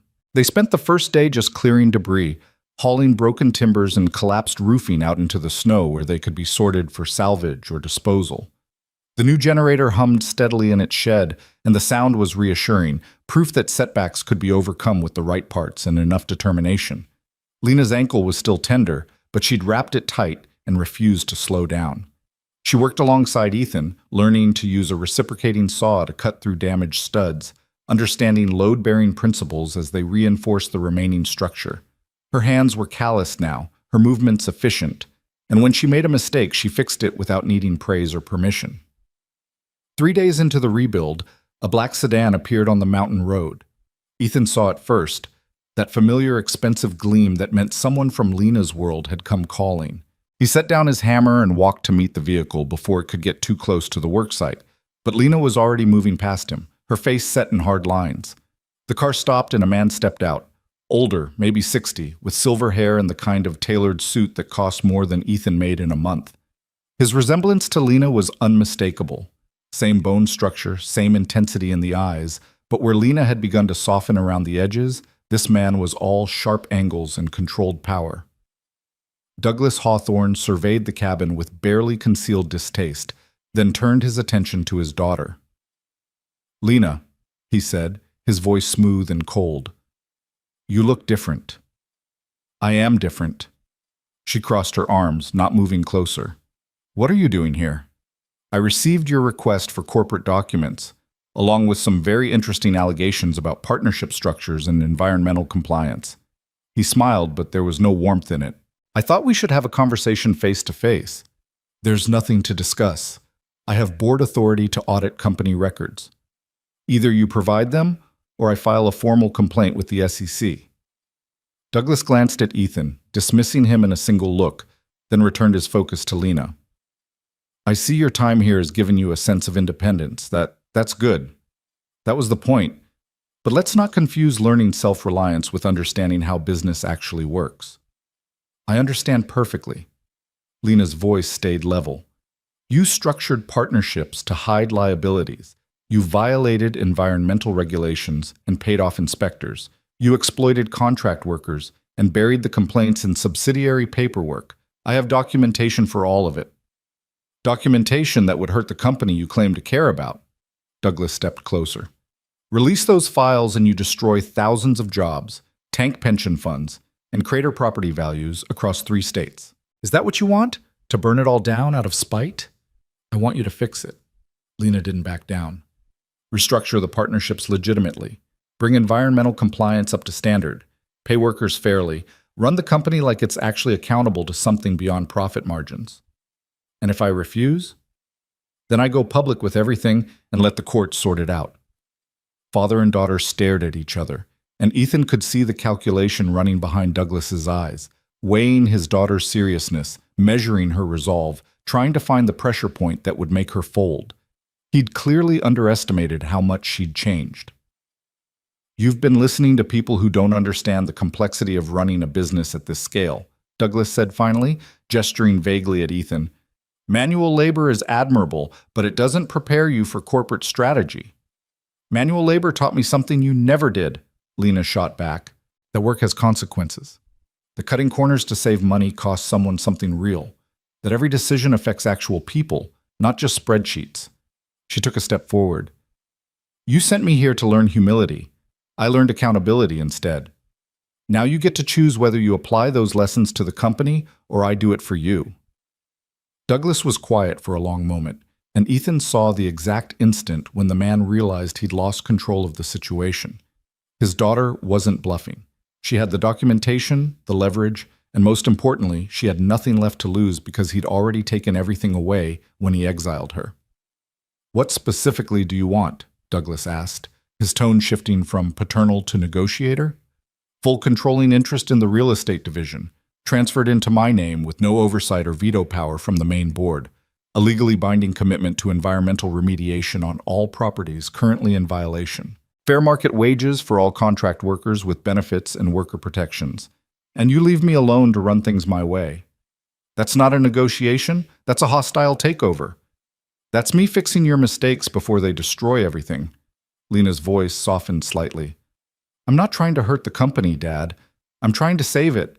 But I can't do that if you keep prioritizing short-term profit over long-term sustainability." Douglas looked at his daughter like he was seeing her for the first time. Really seeing her, not the reflection of his own ambitions, but an independent person with her own vision. Ethan watched the man's face work through emotions he couldn't quite hide. Surprise, respect, maybe even a trace of pride buried under the anger. "You've become formidable," Douglas said quietly. "I've become honest. There's a difference." "Is there?" He turned and walked a few steps toward the cabin, examining the reconstruction work. "You know, when I sent you here, I expected you to break within a week. Call me crying, begging to come home, willing to accept any terms just to escape the cold and isolation." He glanced back at her. "Instead, you learned to swing a hammer and developed a spine. I'm not sure whether to be impressed or concerned." "Be both." Lena moved to stand beside Ethan, a deliberate choice of positioning. "And understand that I'm not the same person you dumped here 6 weeks ago. I've rebuilt walls and wells and my entire understanding of what matters. You can either work with who I've become or fight me and lose." Douglas studied them both, his daughter in work clothes with sawdust in her hair, standing next to a contractor who taught her that value came from effort, not inheritance. The tableau clearly bothered him on some level, this visible proof that his carefully constructed lesson had backfired completely. "I'll have my lawyers draw up the transfer documents," he said finally. "The real estate division is yours. You run it however you want. But if you fail, if your idealistic approach tanks profitability, you don't come crying to me for a bailout. I won't fail." Lena's confidence was absolute. "Because I'm going to run it the way it should have been run from the beginning, with integrity." "Integrity doesn't pay dividends." "It does when you're building something that lasts." She gestured at the partially rebuilt cabin. This place was falling apart because the previous owner cut corners and used cheap materials. Ethan's rebuilding it properly, with quality lumber and real craftsmanship. It'll cost more up front, but it'll stand for decades. That's how I'm going to run your company, building things that last instead of quarterly earnings that collapse in the next crisis. Douglas absorbed this, and something flickered across his face that might have been regret. "You really have changed." "Yeah, I have." He walked back to his car, then paused with his hand on the door. "For what it's worth, I am impressed. I don't agree with your methods, and I think you're naive about market realities. But you've proven you're not the spoiled child I thought you were." He climbed into the sedan. "Don't make me regret giving you this chance." The car disappeared down the mountain road, leaving Lena and Ethan standing in the snow. She was shaking, not from cold, but from adrenaline and the weight of what had just happened. Ethan put a hand on her shoulder. "You okay?" he asked. "I just blackmailed my father into giving me control of a $100 million company division." She laughed, high and slightly hysterical. "I have no idea what I'm doing." "Yes, you do. You're going to fix the things that are broken and build something worth keeping, same as this cabin." "What if I fail? What if he's right and integrity doesn't matter in business?" "Then you fail knowing you tried to do it right. That counts for something." Ethan turned her to face him. "But you won't fail, because you're not doing this alone." Lena met his eyes. "What do you mean?" "I mean, I'm coming with you. When this cabin's done, I'm taking my payment and investing it in your company. I'll be your contractor, your compliance officer, your connection to the people who actually build the buildings you're going to develop." He smiled. "You need someone who knows where corners get cut. I need stable work that doesn't take me away from my son for months at a time. We can help each other." "You'd really leave this?" She gestured at the mountain. "After everything you said about needing isolation?" "I needed isolation to figure out who I wanted to be. I did that. Now I need partnership with someone who shares my values about doing work that matters." He squeezed her shoulder. "That's you, Lena. You're building something real. I want to be part of it." She hugged him then, sudden and fierce, and Ethan held her while she processed everything that had just changed. When she pulled back, her eyes were wet, but her smile was genuine. "Okay," she said. "Partners. For real this time. For real."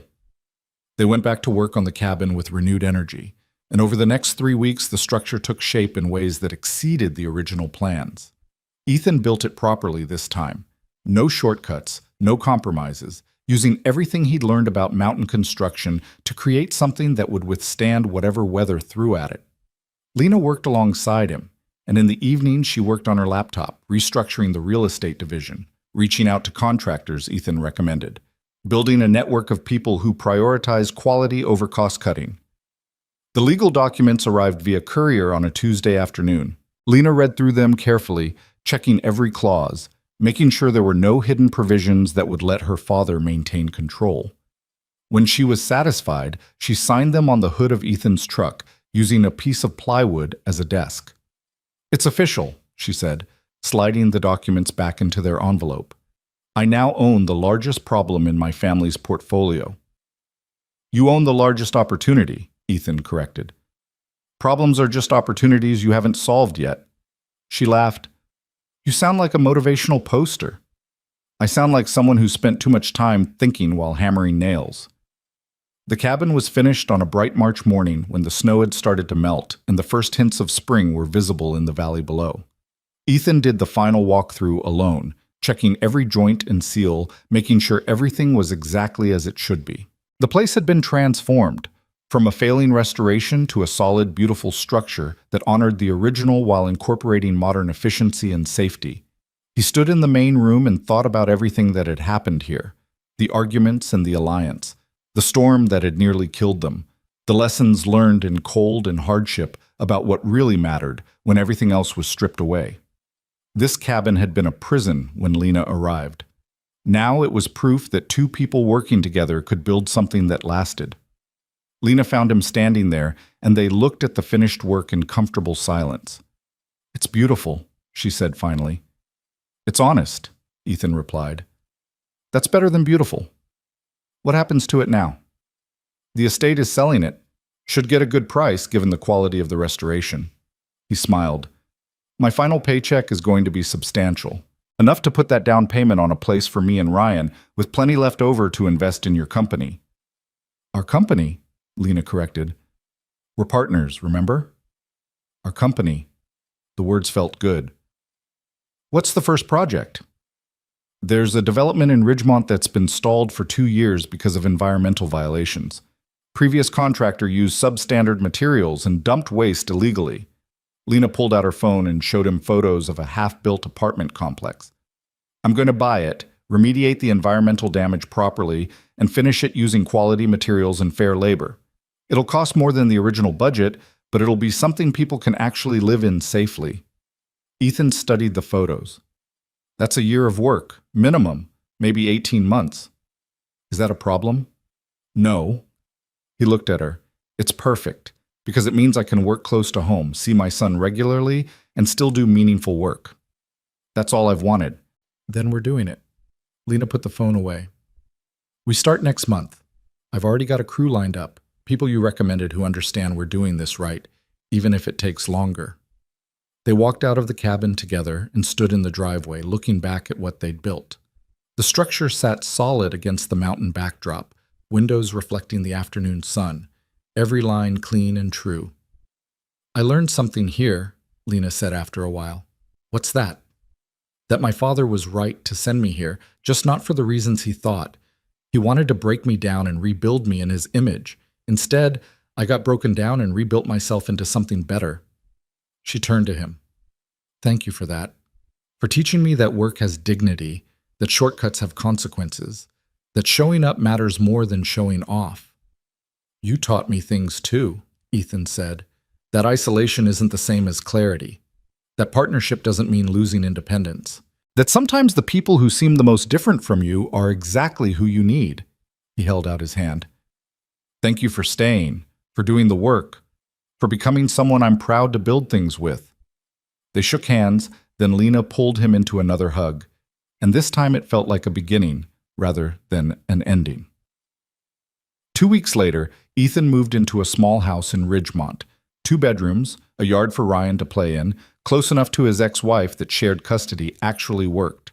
His son ran through the empty rooms that first day, claiming the smaller bedroom as his own, and Ethan watched him with a fullness in his chest that felt like everything he'd been working toward. This is really ours, Ryan asked, standing in the living room. We don't have to leave? We don't have to leave. Ethan knelt down to his son's level. This is home. For real this time. Because you finished the job on the mountain? Because I finished a lot of things. The cabin, yeah.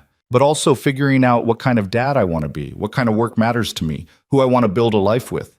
He ruffled Ryan's hair. I'm not perfect, buddy. I'm going to make mistakes. But I'm here now and I'm staying here. And we're going to build something good together. Ryan hugged him, small arms tight around his neck, and Ethan held his son and thought about the mountain and the storm and the woman who'd arrived angry and left transformed. They'd all been broken down and rebuilt into something better. The next morning, Ethan met Lena at the stalled development site in Ridgemont. She'd brought coffee and blueprints, and they sat in her car going over the plans while construction crews began the work of remediation. The previous contractor had cut so many corners that the entire foundation needed to be redone, but Lena had budgeted for it, planned for it, accepted the cost of doing things right. How long until we can start actual construction? She asked, marking notes on the blueprints. 6 weeks to clear the environmental violations and pour new foundations, then 12 to 14 months to complete the building. Ethan sipped his coffee. We'll be living in hard hats for a while. Good, she smiled. I've gotten used to it. They worked together through that spring and summer, Ethan managing the construction while Lena handled the business side, permits and inspections and negotiating with suppliers who weren't used to clients who actually cared about quality. Word spread that Hawthorne Real Estate Division had new management and new standards, and slowly, carefully, contractors who'd been burned by the old regime started coming back. By fall, the apartment complex had walls and a roof, and Ethan could see the shape of what it would become. Affordable housing built to last, with proper insulation and real craftsmanship, the kind of place where families could actually build lives. Ryan visited the site one Saturday, wearing a child-sized hard hat that Lena had bought him, and Ethan showed his son how buildings went together, how work created value, how showing up every day added up to something permanent. Is Miss Lena your boss? Ryan asked, watching Lena discuss something with the electrical contractor. She's my partner, Ethan said. We work together. Neither of us is the boss. Like a team? Exactly like a team. Ryan considered this. I like her. She doesn't talk to me like I'm little. That's because she respects people who do real work. And you helped me clean up the site earlier, so you're doing real work. His son beamed, and Ethan felt that fullness again, The sense that everything had finally aligned into something that made sense. He had meaningful work with a partner who shared his values. He had a home where his son could visit and feel stable. He had a future that didn't require choosing between being a good father and being a competent professional. The mountain had taught him that these things weren't in conflict. They just required honest work and the willingness to build carefully rather than quickly. By December, 1 year after Lena had arrived at the mountain cabin, the apartment complex was near completion. They held a walkthrough for the first prospective tenants, and Ethan watched Lena show families through units that were beautiful and functional and built to standards that exceeded code requirements. "Why'd you build it this way?" one woman asked, noting the thick walls and high-quality windows. "Most places at this price point cut corners." "Because corners fail," Lena said simply, "and I want these apartments to be standing 50 years from now, giving shelter to your grandchildren. That requires doing it right the first time." The woman signed a lease that afternoon, and 5 more families followed over the next week. By January, the building was 80% occupied, and the reviews were unanimously positive. People appreciated living in a place that was clearly built with care rather than maximum profit. Lena's father came to see the completed project on a cold February morning. He walked through the building in silence, examining the construction, checking the finishes, running his hand along walls that were solid and true. "You actually did it," he said when they reconvened in the lobby. "You built something profitable and ethical." "I built something that lasts," Lena corrected. "The profit is just a side effect of doing the work right." Douglas looked at his daughter, and Ethan saw something in the older man's expression that might have been pride. "The board wants to extend your approach to other divisions. They've seen the numbers, the tenant satisfaction rates, the media coverage. Turns out integrity is good marketing." "I don't care about marketing," Lena said. "I care about the people living in buildings I develop. If they're happy and safe, everything else follows." "When did you become so principled?" "When you sent me to a mountain and I learned what actually matters." She gestured at Ethan. "I had a good teacher." Douglas extended his hand to Ethan. "Mr. Cole, I owe you an apology. I dismissed you as temporary labor when we first met. That was short-sighted." Ethan shook his hand. "You were protecting your daughter in the only way you knew how. I understand that. Still, you taught her things I couldn't. Thank you for that." After Douglas left, Lena turned to Ethan with a thoughtful expression. "You know what the weirdest part of all this is?" "What?" "I think he's actually proud of me. Maybe for the first time ever, I've done something that impressed him on my terms rather than his." "How does that feel?" "Honestly, good. Not because I need his approval, but because it means he's finally seen me as a real person instead of a reflection of himself." She smiled. "The mountain changed both of us. I just changed in ways he didn't expect." "Good changes?" Ethan asked. "The best kind. The kind that last." Spring came again, and with it the anniversary of Ethan's final day on the mountain cabin. He drove up alone one Saturday, following the road he'd traveled countless times, watching the elevation climb and the temperature drop and the landscape open into those familiar ridges and valleys. The cabin looked exactly as he'd left it, solid and beautiful, smoke rising from the chimney because someone had bought it and was using it as intended. He didn't stop, just drove past slowly, remembering the work and the storm and the partnership that had formed in the cold. He'd come to that mountain alone and desperate, looking for answers about who he wanted to be. He'd left with a partner, a purpose, and a clear understanding that strength wasn't about control or isolation. It was about showing up, doing the work, and building something that would outlast your own struggle. When he got back to Ridgemont that evening, Lena was waiting at his house with Ryan, the two of them making dinner in his small kitchen while arguing good-naturedly about whether to add mushrooms to the pasta sauce. "How was the mountain?" Lena asked when he came in. "Still there, still cold, still teaching lessons to anyone willing to listen." "Think you'll go back?" "Maybe someday, but not to hide, just to visit the place where everything changed." They ate dinner together, Ethan and his son and the woman who'd arrived as an exile and become a partner, and talked about the next project, the next building, the next opportunity to prove that doing things right was worth the extra effort.